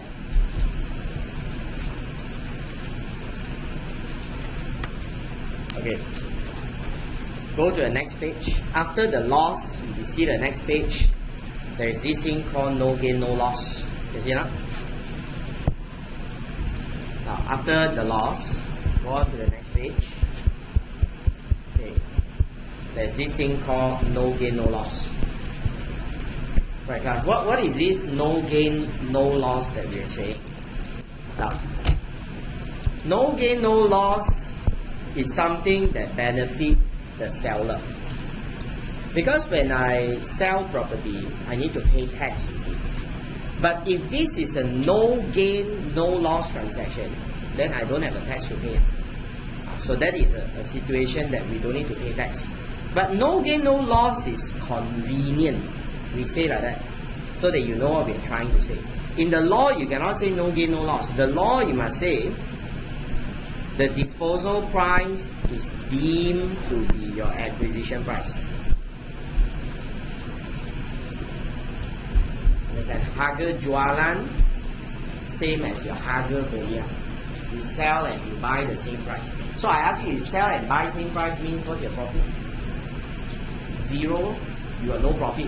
You got no loss. That's why it's called no gain, no loss. So in that case, what happened? There's no RPGT.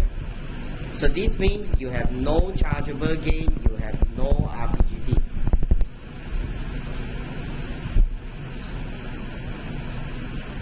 So you don't have to pay taxes. Okay. Now what are the cases that falls into no gain, no loss? Okay, what are the cases that fall into no gain, no loss? Now, generally, first one, okay, devolution of asset of a deceased person to executor or the legatee. A person who died and transferred the houses out, the dead man don't need to pay tax. That's why I say a dead man doesn't pay RPGT, but pay income tax. Income tax, yes, but not RPGT. Follow? So that's in the event of death. Orang mati, si mati transfer out, si mati tak bayar cukai keuntungan harta tanah. They don't pay one. Understand not? The dead person don't pay RPGT. Okay? Okay, go on. Now, the usual one that we often will see is this. Okay, this one, the law now a bit complicated. And there are some argument of people look at the law and say it's not very clear. Okay, they say that if there is a gift that involves husband, wife, parent, child, grandparent, grandchild,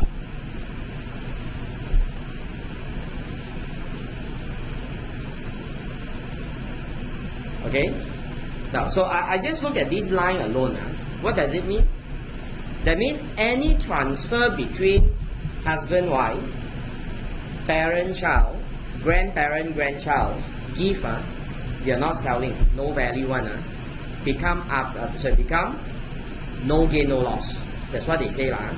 But then they added a variation to the law with this part A and part B. Now what is the difference between part A and part B? Now part B, they say the no gain, no loss will only apply if the one who donate is a citizen or PR and the gift must be made within 5 years.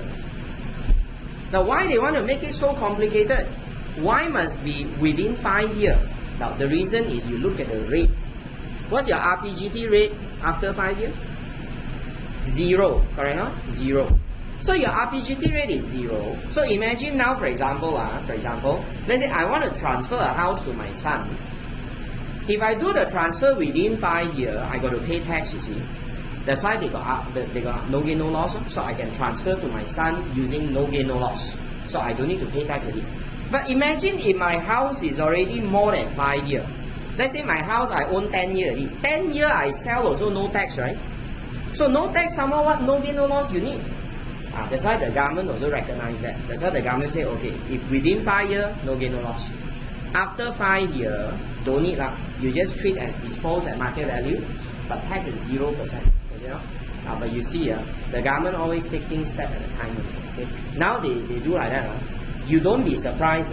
4 or 3 years down the road, our tax rate, more than 5 years, 0, become 5%. They will do something one. You see, I guess only, but don't know I guess correct or not. But I have been seeing this is what the government been doing. They're very smart one. They do one step until you cannot see. Now you say, oh, like that no different. Now no different. 3 years down the road, they will increase to 5%. Then transfer between husband, wife more than 5 years, cannot be no gain, no loss. Still got the tax also. So this is how they are very smart. So who advised them? There's the smartest person on earth. Okay? There are a lot of things in Malaysia. This person advised the government, very smart one. So if you don't have to pay tax, you kill this man. Alright, you go and find who advised the government and take the gun, shoot him. Okay, now, okay, back to this. So for citizen PR, we got 5-year requirement. Understand? Okay, but if you are not citizen, not PR, that one is forever. You transfer 10 years later, also no gain, no loss. Because you look at the rate, they still pay 5%. So that's the main difference. That's the main difference. Okay. Now I want to look further. Okay, look further. If let's say I transfer a house. Okay, let's say this is the husband. The husband give house to the wife. So husband become no gain, no loss. What about the wife? Because the wife, you need to ask, next time when she sell the house, how? She must pay RPGT, right? Okay, when she pay RPGT, my question is, what is the acquisition date and the acquisition price? You don't know these two things, you cannot do RPGT one. Okay? Then when she sell, what is the wife DOA and the AP? Because technically she didn't pay for the house, she got it for free. So when did she acquire? Now that's why this one we don't follow the normal rule. Just now we say what? Date of agreement, all that, right? This one don't follow that. This one we take the date of transfer. The transfer date.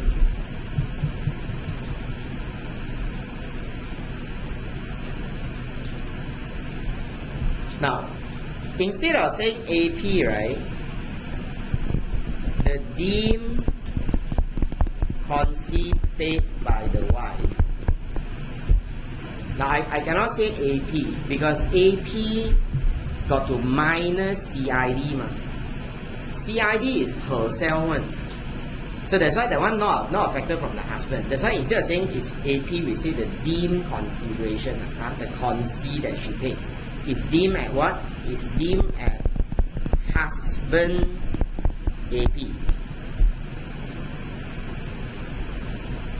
plus husband PE.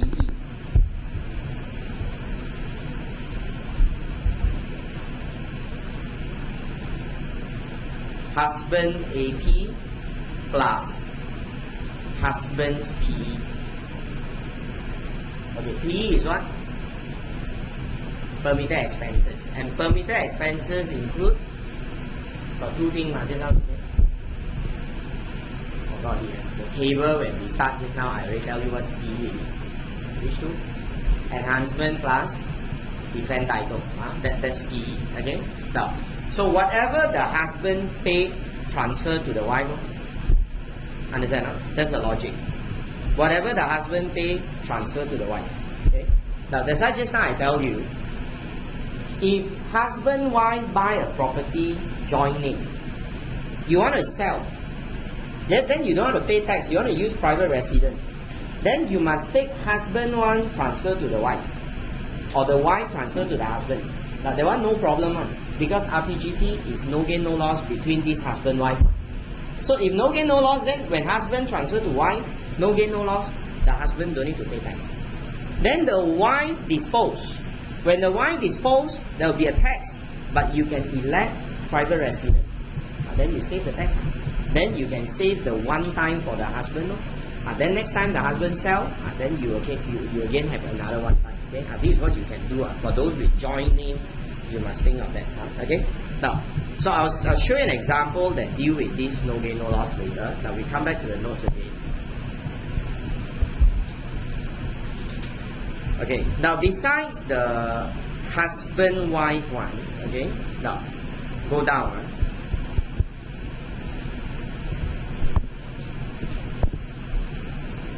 Transfer by way of security. This is like taking loan. You remember we say like Islamic loan. The bank will buy the house, then you pay installment. Next time the bank sell back to you, so there will be a transfer. But all these transfer got no RPGT because we understand this is for loan purpose. Okay, okay. Gift that you made to the government, state government, local authority, or an exempt charity is no gain, no loss. Okay, let's say there is an orphanage. Now the orphanage must be approved under section 44(6). They only call exempt charity. Now then you tell the orphanage, hey, I got a house, you want or not? I donate, let you run orphanage. Then you donate the house to the charity. So I'm selling my house, right? But that one is no gain, no loss. I don't need to pay tax to charity, to government. Okay. Then one more is when you dispose asset under compulsory acquisition under the law. That means the government forcibly buy the property from you. I need this land to build a flyover. You don't want to sell. Now I cannot say because you don't want to sell, I cannot do my project. My highway build halfway. I need to connect how. The government can use the law and do compulsory acquisition. But if it's a compulsory acquisition, then you don't need to pay tax. So that's why if you force them to use the law, then you don't have to pay tax. Okay? That's the advantage. Alright? Now, so these are the no gain, no loss transaction. Now I'll show you how the no gain, no loss affect the tax form. Okay? Now, just now we see example 1, right?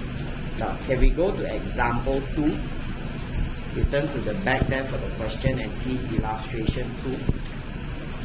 You see Bobby.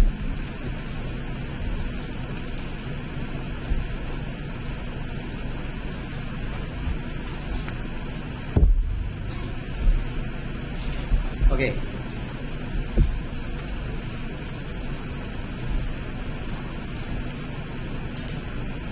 Now,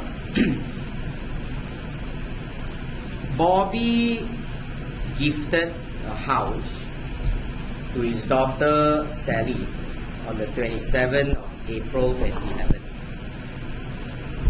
as a wedding gift. Now, the market value at that time is 300,000. Now they tell you Bobby, he bought this house on 15 August 2007. So now this is the father. Okay, the father paid 180,000. Legal fee when he buys, stamp duty, renovate, interest, compensation. That's what father. Okay, now Sally. The daughter subsequently sold the house on the 19th July for 400,000. She incurred 80,000 to renovate the house, 25,000 to do garden landscaping. This is what she spent already. This is under the daughter already. Okay. Now, previously a potential buyer viewed the house and paid a deposit 10,000 but called off. So Sally forfeited. Sally also incurred 3,008 for valuation, legal fee and valuation 2,003. Okay. First of all, we ask you, what is the impact when Bobby transferred to Sally? Now, because his father, parent-child, is a gift, we know is no gain, no loss. Okay? If it's a citizen, you say within 5 years. Alright? Citizen is within 5 years. Now, but in the exam, you cannot just say no gain, no loss like that. They won't mark you and they'll give you 0. Now, you must say, okay, you go on the next page. Now, normally a disposal by way of gift will be treated as disposed at market value. Normally lah. But the gift that is between this relationship. Now, please use the phrase disposal equal to acquisition. You must use this phrase. You don't write no gain, no loss. You write no gain, no loss, sorry, there's no mark. Okay? You write the phrase there, then later say no gain, no loss, then okay. You cannot just say no gain, no loss. You must say DP equals to AP. Now, because it's DP equals to AP, so Bobby will not be liable to any RPGT. That's why Bobby got no tax to pay. Okay. Now we look at Sally. Now, subsequently, right, Sally disposing. So I need you to do this. When Sally disposes a house, what is the date of disposal and what is the date of acquisition? So which year is the disposal? So you know what is the rate. Now the calculation is all the same one. Calculation is all the same. You start from consi and then you minus DIE. Then later at the bottom, you take consi plus expenses minus CID. But now the only difference is because you never buy, you got it free from the father. This become a deemed consideration. See the difference? The deemed consideration. So if you say deemed consideration, deemed at what? Deemed at what? You must use a working. Okay? You must use a working. The deemed consideration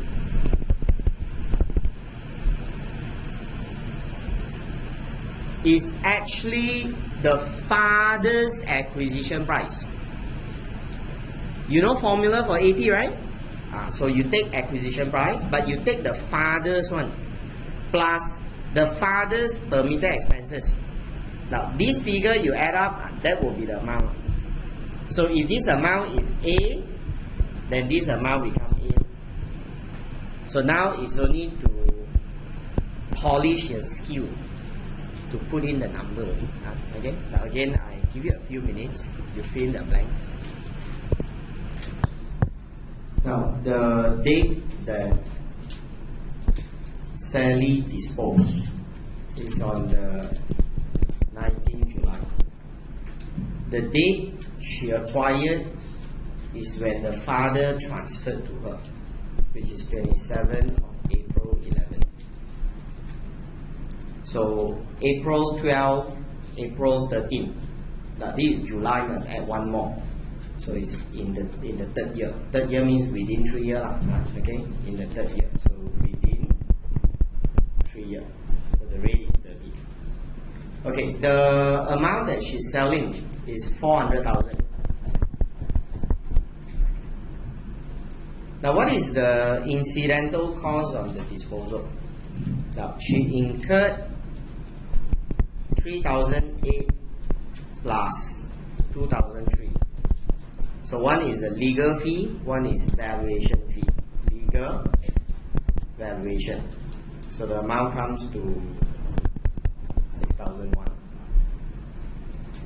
Now for the property that she got it from the father, she renovated. That's her one, her part, not the father one, her part. So she spent renovation, 80K. And she spent 25,000 to do the garden. Garden landscaping, 25K. So the garden is the, like, do those fountain, all these things. Okay, so all in is 105. Okay, that's all that she incurred, 6,001. Right, the amount is 288,900. Now, how much that she bought it from the father? See the word deem there, deem. Okay, I must use a working. So I must go and look for the father's acquisition price.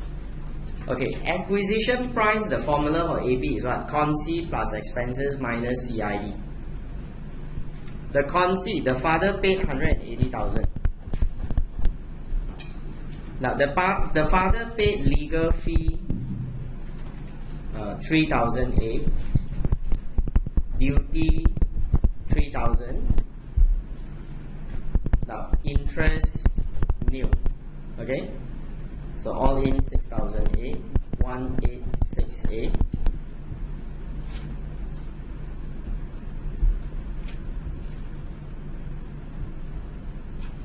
Okay. Then for the father, what are the CID? Now there's only compensation only. Compensation for the damages on the house. The amount is 25. Now this is the father's acquisition price. So 186 minus 25, 161. Got PE or not? Now PE will be enhancement plus defend title. I write everything for you. Now enhancement, I saw there is one. The renovate, correct now? How much renovation? 60. Now the defend title, I don't see anything, so it's only 60. So I plus 60.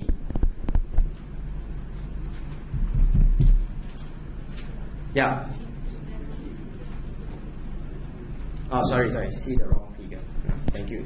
50. Alright. So 211,800. So now you understand how to deal with no gain, no loss.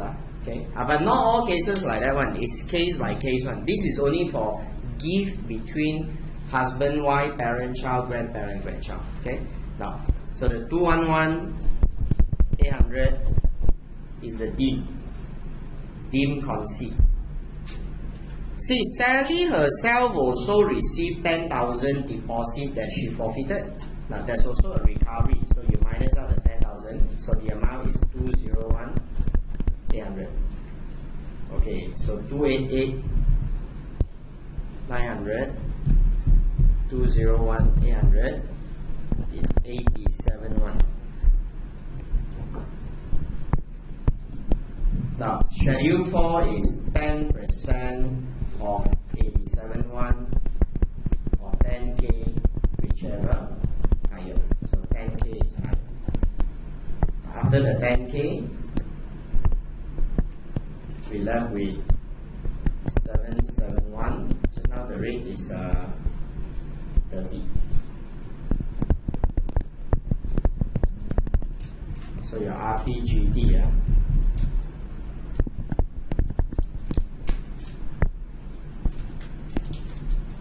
23130. Okay, so that's dealing with no gain, no loss. Very basic one. These are very basic. Okay.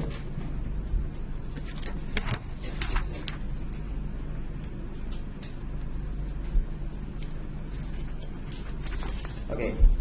Now I will go back to the notes again. Continue with the last issue on tax admin. Then we finish off the basic RPGT. Okay.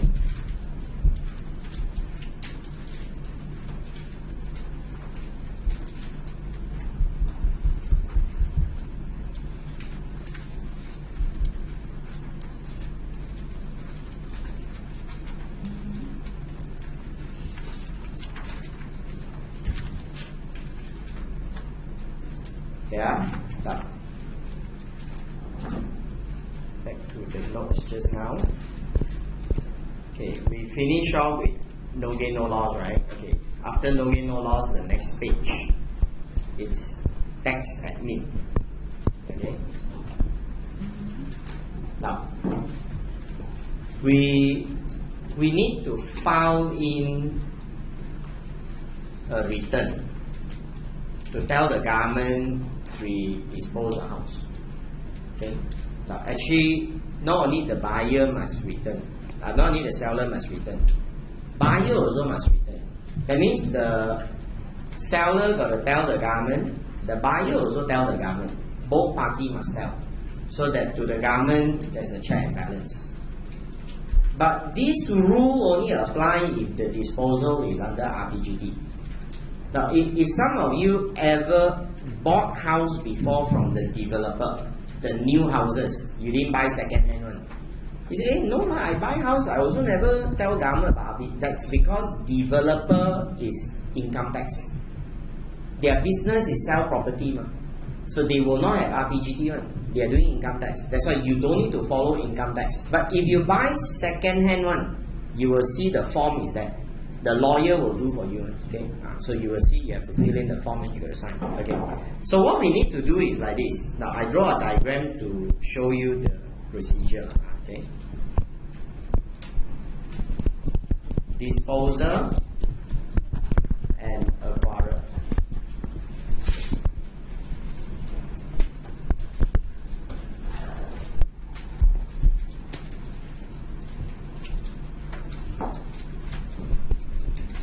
Now, disposer, let's say, dispose a property on 25th of June 2016.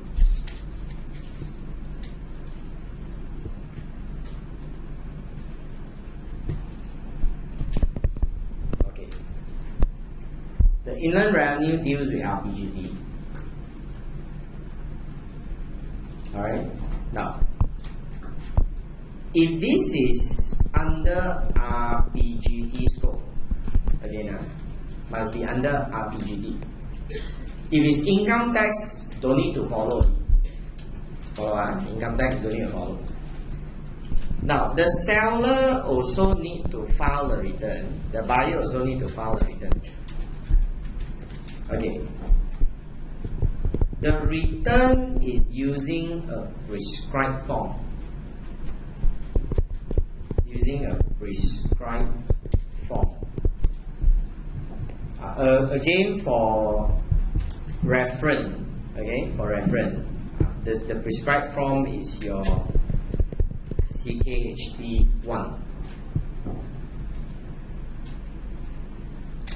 Now, you don't need to quote the form name in the exam.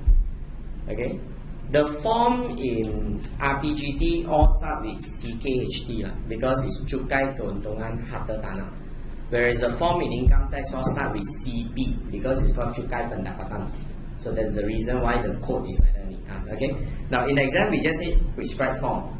Okay, what is the due date for you to file prescribed form? Now this prescribed form is within 60 days from date of disposal.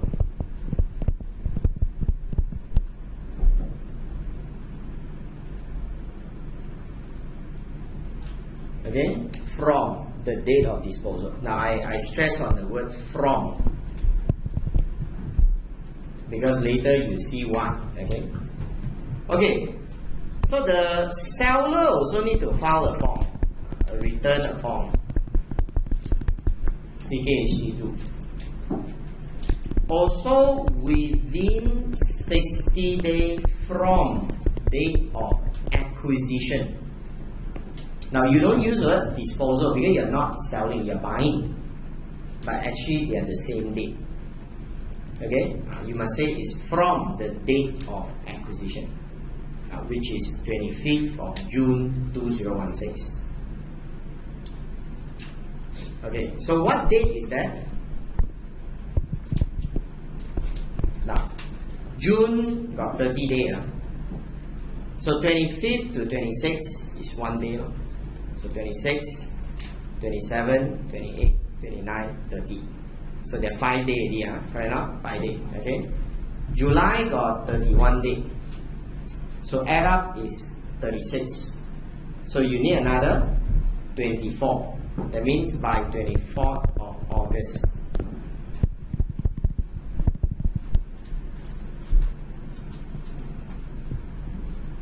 Okay, need I repeat one more time? 25th from 25th to 26, 1 day. 26, 27, 28, 29, 30. That's 5 days. Then plus July 31. Then plus August 24. Then 60. Okay, so that's how you count from the date. Okay. The government scared that the disposer run away without paying the RPGT.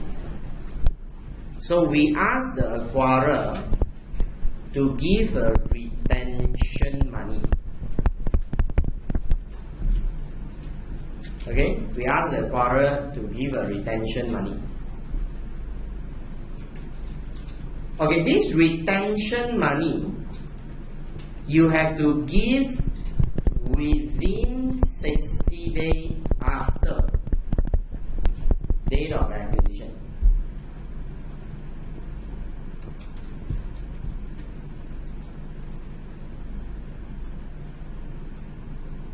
Now then some will say, after and from got different. Of course got different.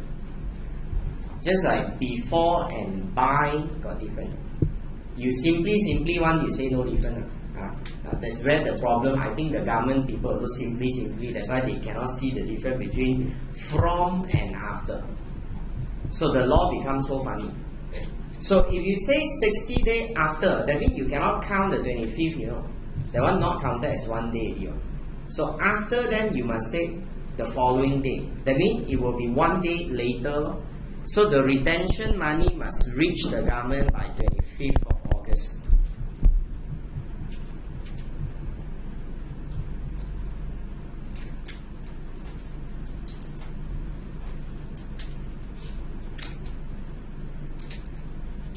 Okay, that's the rule. Simple only, fill up the form, submit within 60 days. And then if you are the buyer, you have to hold back and give the government the retention money. That's all. Okay, that's all. That's the requirement for the tax admin. So you're gonna ask how much the money I need to give to the government. What's the retention? Now, the retention is right here.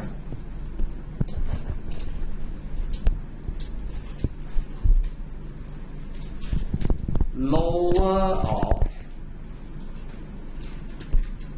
3% of the consi or all the cash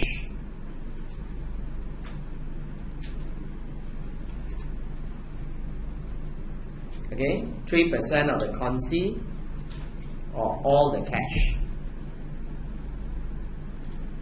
Okay, then you say, sounds funny to you, why lower 3 and all cash? Then you think, then 3% must be lower, right? Not really, because not necessarily must be cash.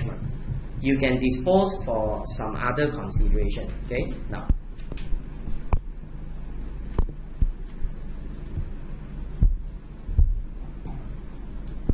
so you see, let's say I sold a piece of land for 100K.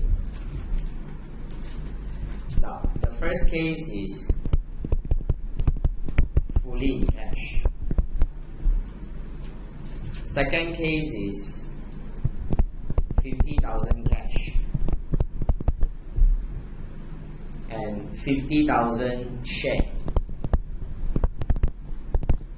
I give you share worth 50K. Okay.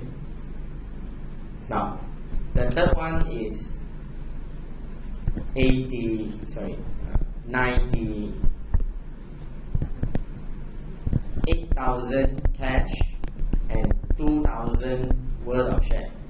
The fourth one is no cash, 100,000 worth of share. Now it's just to let you see what do you mean by 3% of cash, whichever lower.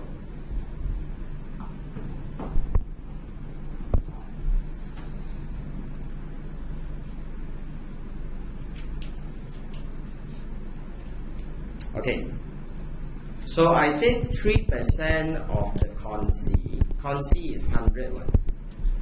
So it must be 3K, 3K, 3K, 3K lah. Now compare with what? Compare with all the cash. The first case, the cash is 100. Second case, the cash is 50. Third case, the cash is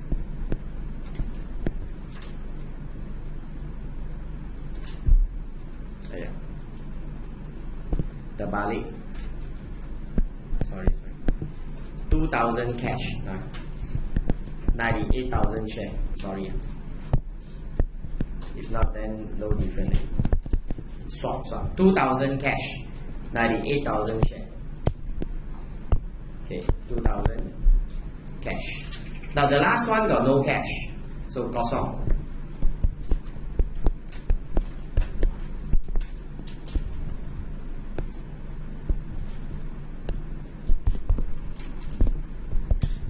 Okay, what's the retention money? How much do you hold?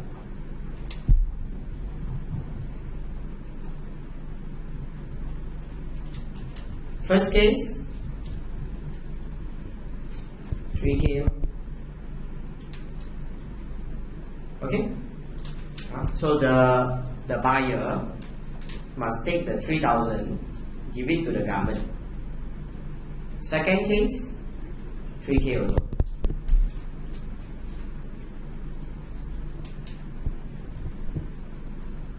What about the third case? You give 2. Because that's what I have. I will only give him 2,000 ringgit in cash. The rest are all in share. I give you the most also 2,000 only. That's why we take the 2K and give to the government. Now the last case is we are paying 100% in share, right? So if 100% in share, then there's no cash. I cannot hold. There's no money. So don't need to hold.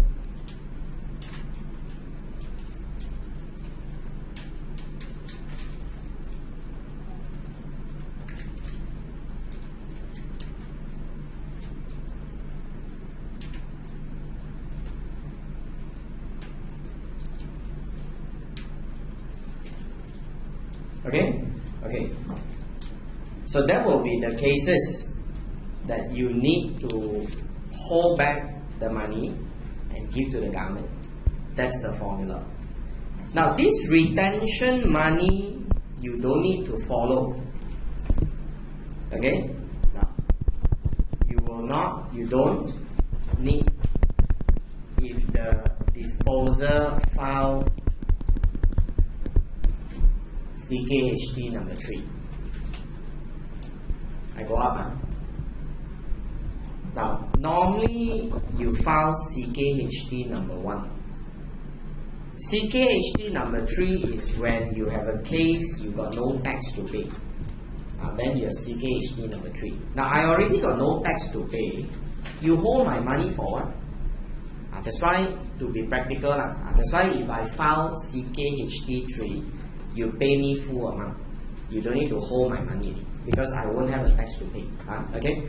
Now, so these are the cases where buyer, seller need to file a return. That's all you must remember, the date. One is 60 days from, one is 60 days after. Now, I go back to your notes now. Okay? Go back to your notes now.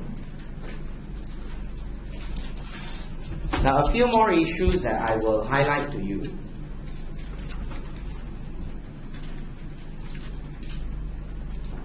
You all done with this, okay? Okay, go back to the notes. Okay. If you go under the acquirer responsibility, right at the bottom, then you see retention money, right? Now, then I put here, if CKHT is given, acquirer does not need to hold the retention money. Now, what are the cases that CKHT 3 is given? Now, I put down a few examples like disposal more than 5 years for citizen, no tax anymore. Okay. Now, if you elect private resident, then you got no tax to pay. Okay. Now, or you make loss, so this is good enough for you to know. Okay. So these are some cases that you don't need to file, you don't need to hold back the money because the seller got no tax. Okay. Now, if you turn to the next page,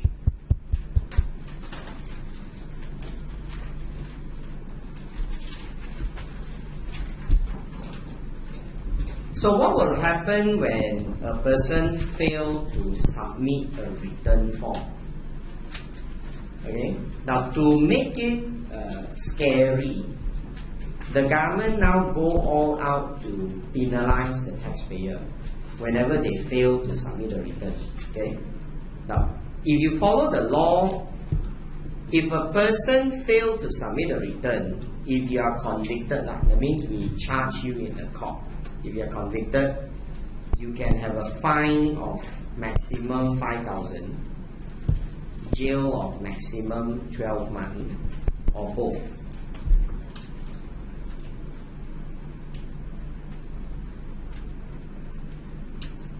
Okay. Then they added a law. Now this law, very scary one. First time a law is like that. A law that become like no law already. The budget added that when a person fail to file return, the DG may require a person to pay additional amount of penalty. Well, you see, the law only say additional amount. You ask me additional is how much? I also don't know. Because the law never say, ma. Well, how can a law be so doubtful one? Okay? So it's like, for example, I tell you, if you are caught stealing, you can go jail 10 years. But if can, we will give you additional jail. How many years? We never tell. You wait lah. Then you kena, I let you know. Can you say no? Well, it's like that. They just use an additional amount. I also don't know how many. So 100% or 200 or 300 or 500 or 1,000. It's still additional. So very scary. Okay. So I find that this law is very scary. Like no law here. Like no law. Okay. Whatever they say also can. Now, so this is the case that we see here. Failure to file return. You can subject to this kind of penalty. Okay. There is a special case in the law that acquirer will be assessed. Now, what do you mean by acquirer assess? That means we tax the buyer, i.e., we tax the buyer instead of the seller.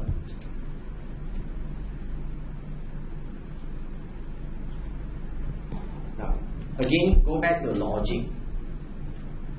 Buyer pay tax. Is it right or not right? Technically, it's not right, man. I'm the seller. I make the profit. Why the buyer pay the tax? That's why this is a very strange situation. But you look at it, you will see the logic. Okay. Number one, if I have a house, I sell to you. Now I say, instead of you pay cash, I want your land. Okay? So we exchange. My house, I sell to you. You pay me with your land. Okay? So now I ask you, who is the seller? I sell or the guy sell? Both also selling one. Now I sell house, you sell land. So how to tax them? That's why both parties must tax on.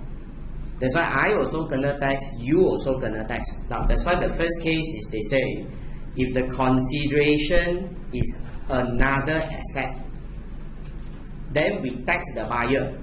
Because I buy your land and you buy my house. So I gonna tax, you gonna tax. Because both also selling, ma. So logic, right? That's the first case. Okay? Okay. Second case is like this. Back to the diagram just now. Now,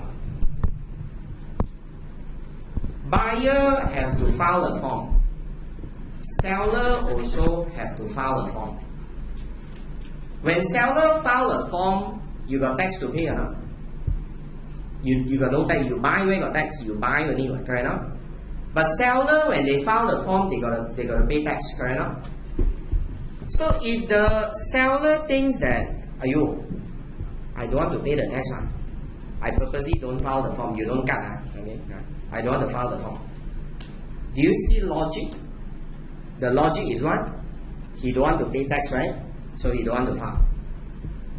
Acquirer also follow. Then you don't file. Okay, I don't file also.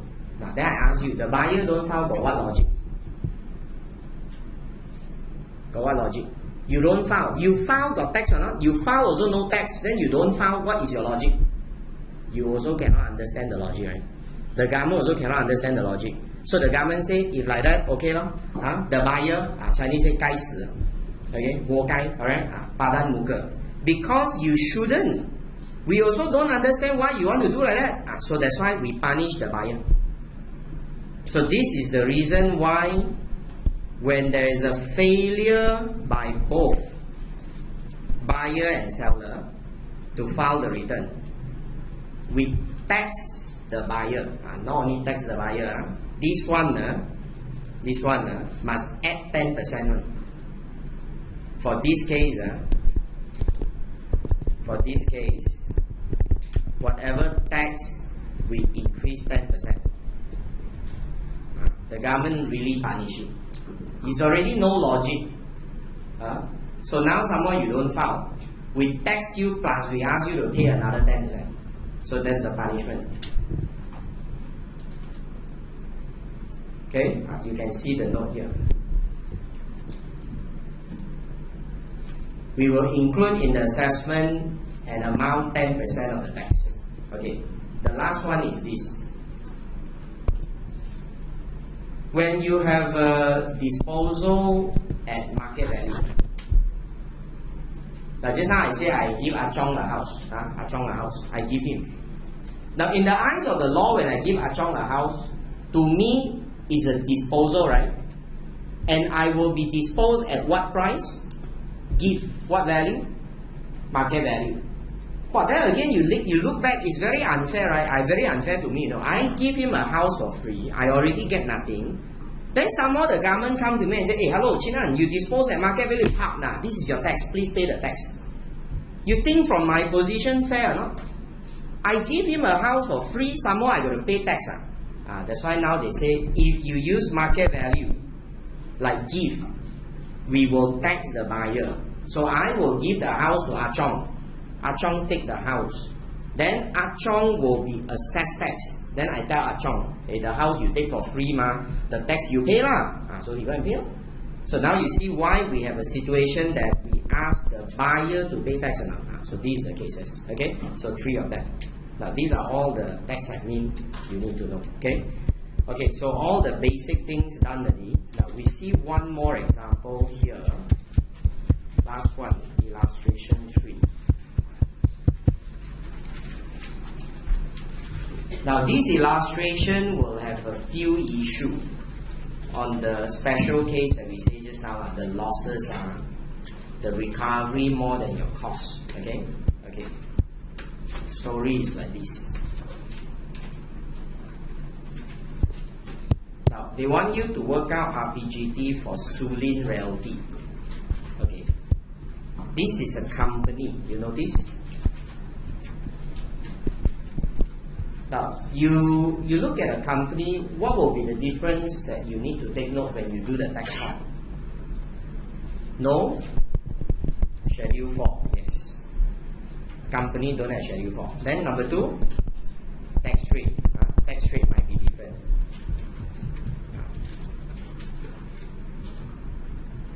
Okay.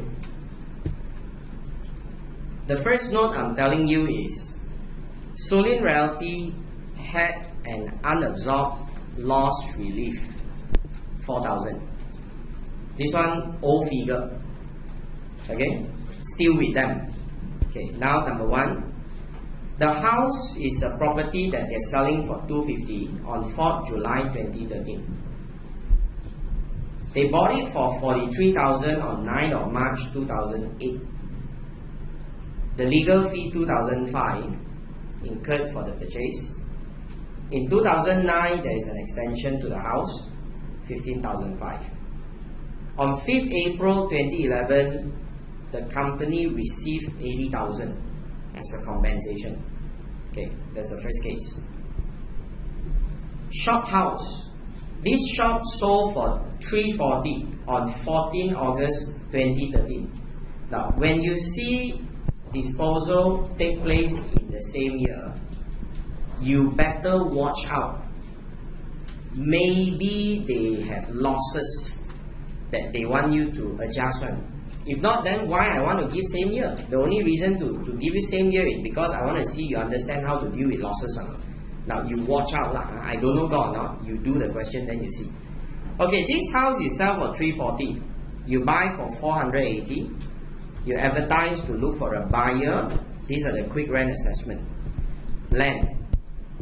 This land was purchased for 400,000 on 5th June 27 with 5 acre. 2 acre was sold on 10th of March 2014. This is 14. It's not 13.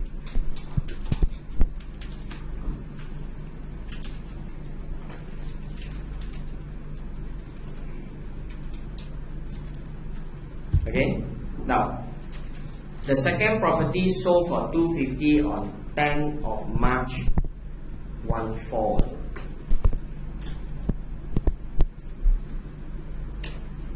Purchased for 170. Okay, so now you have 4 properties. 2 is in 2013. 2 is in 2014. Not much of detail. Very simple. Okay. The only thing is you might have to deal with issues on losses. Now, so if you see page, the next page, I've given you the space. Okay.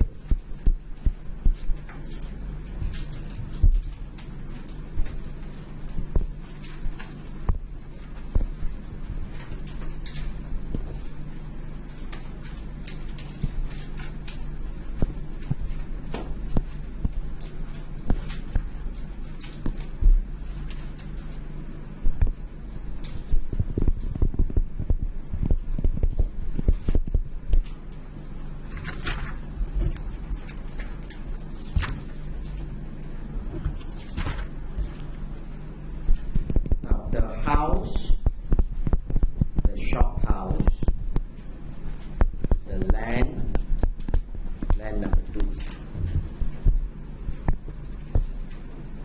Plus, as usual, what I do is I would like you to fill in the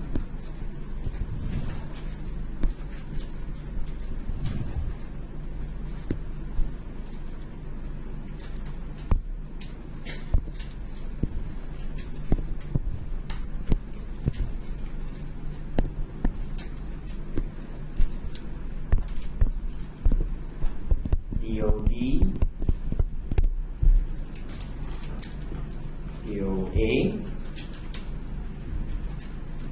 okay, then which year and the rate lah, the year and the rate, then the YA. Now, normally for multiple disposal, I prefer to show together so you can see directly if they make loss or what. Okay.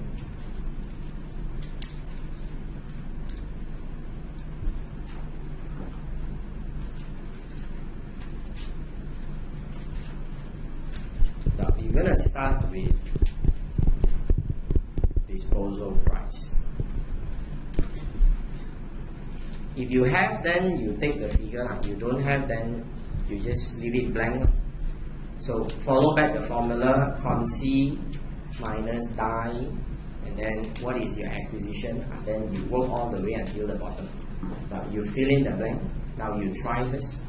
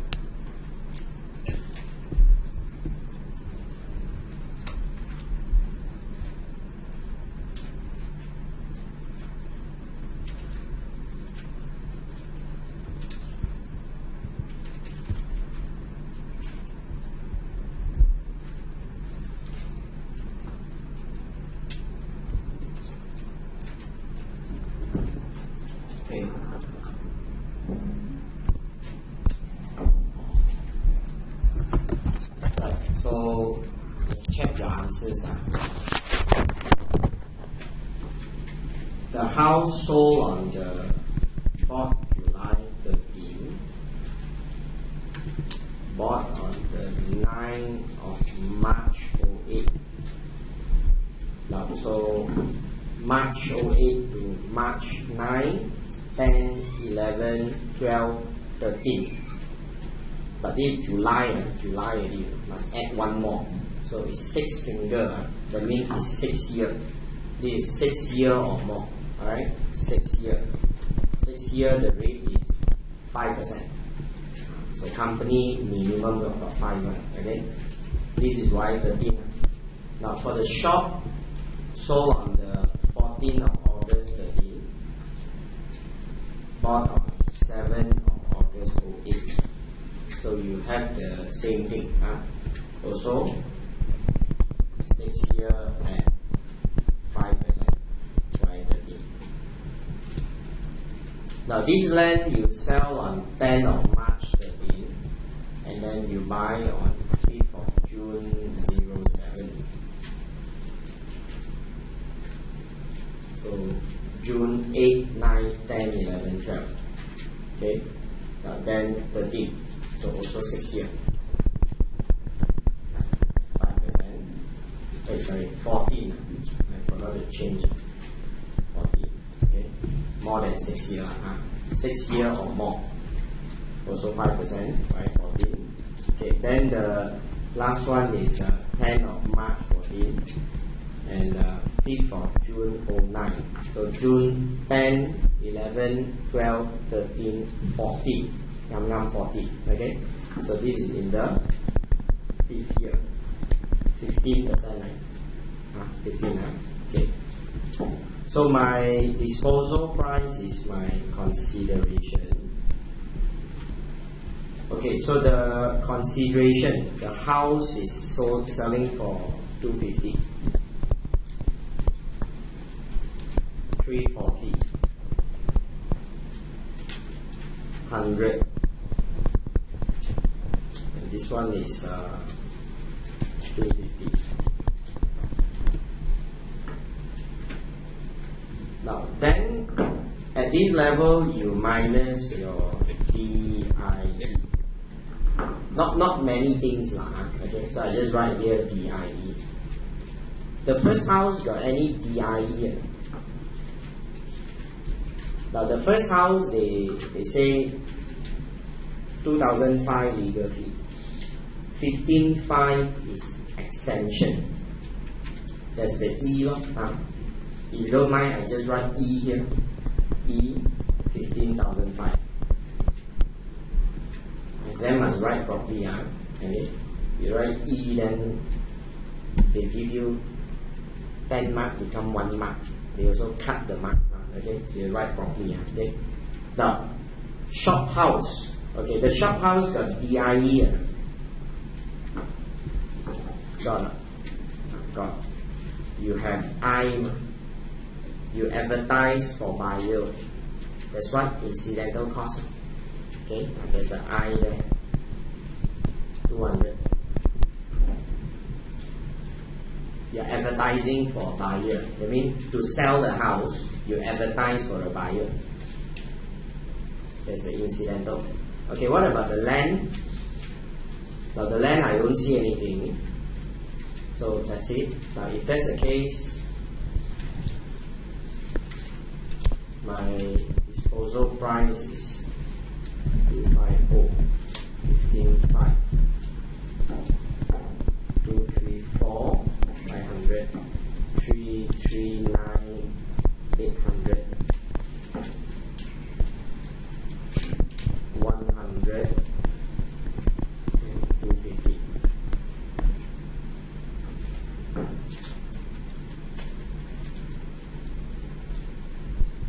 Okay, now we go for the acquisition price. Now I don't have a space here, so later I will just box up my figure as a working. Alright, so my consideration plus the incidental expenses. Then minus the CID.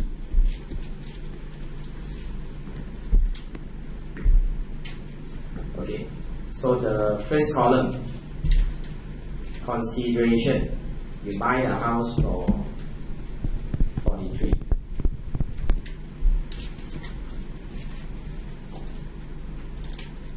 Then they have a legal fee, 2005 legal fee.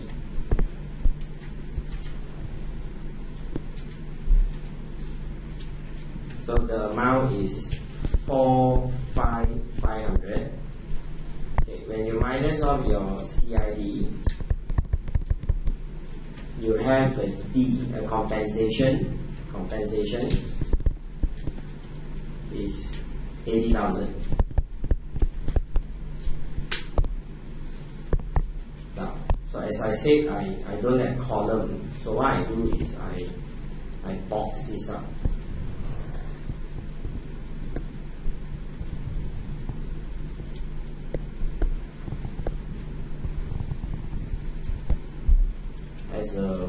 As a working, okay. So from there, my acquisition price is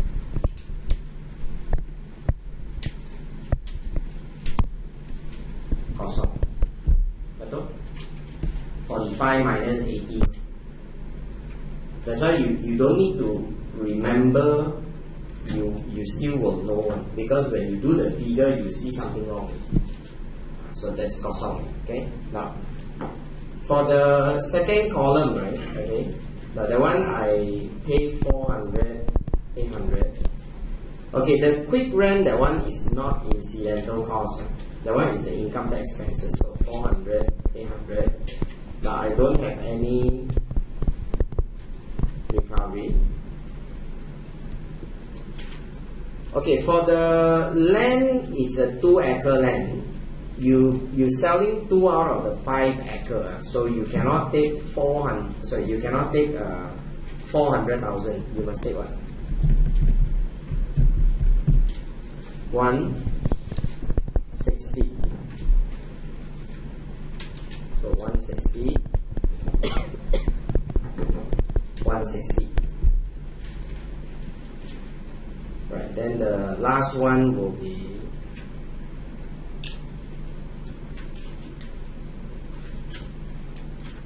170.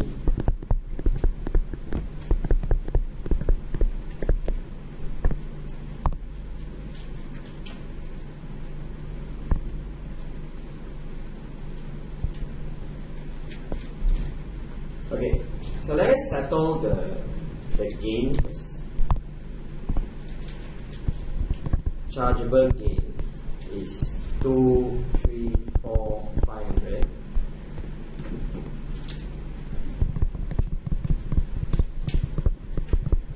And you have an allowable loss, 61, 60,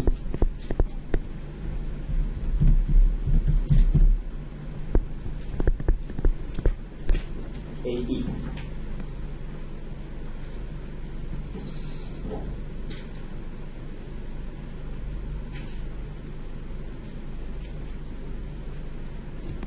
Now supposedly the loss, you use it to reduce your gain. But you also realize, because I have a negative acquisition price, so you can deal with that first. Okay? Maybe I put a note, working one, on note 1. Okay? So I leave a few lines, we go down, solve this working one first. But the reason why I need to do that is because I have a loss relief.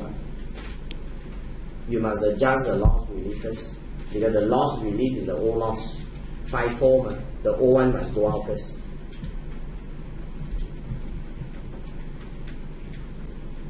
So I go down, okay? I'll come back again. Now, when you go down, this is the negative AP lah. Now I write for your understanding only, negative AP.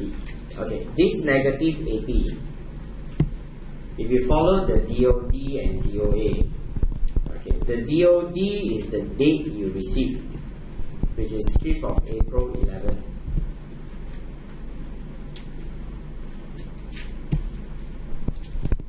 Of March 08. So that will be March 9, 10, 11.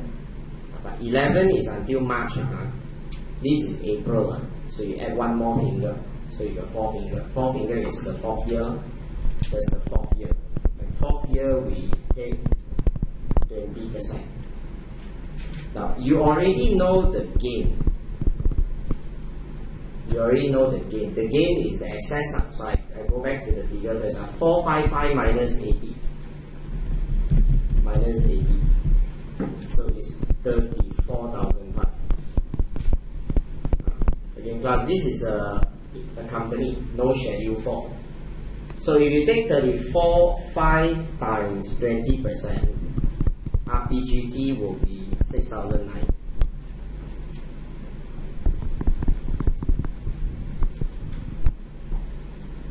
So I will give the loss relief here because this is the first one.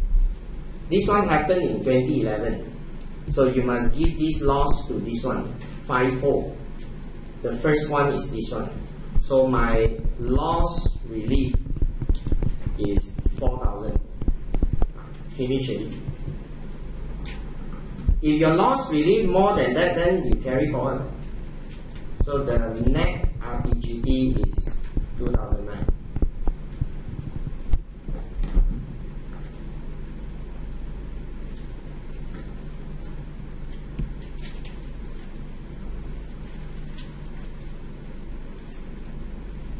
Okay? Now, solve this. If solved, then I can go back and deal with my loss. Because I don't need to worry about the loss relief. So my loss is happened in 2013. So anything in 2013, I can use the loss. You go on, okay? So this is in YA 13. See that? This is in YA 13. This is also YA 13. Which means I can take the loss and bring here. Betul? But can I take this loss and bring here? Cannot. That one is 14 one. You bring here, then you're wrong. Okay? You cannot. Because this is 14. So must know the difference. So my loss is 61. Your gain is definitely more than that. That means your loss is fully absorbed. So 2, 3, 4, 500 minus 61.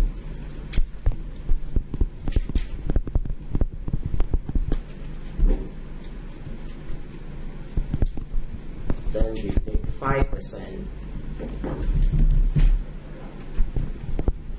So your tax is 8,675. Now this one is 2014. So I can give the loss to you.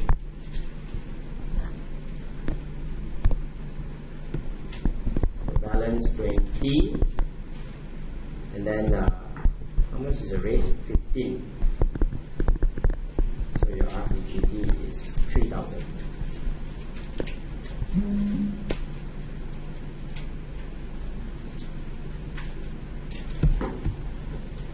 Okay.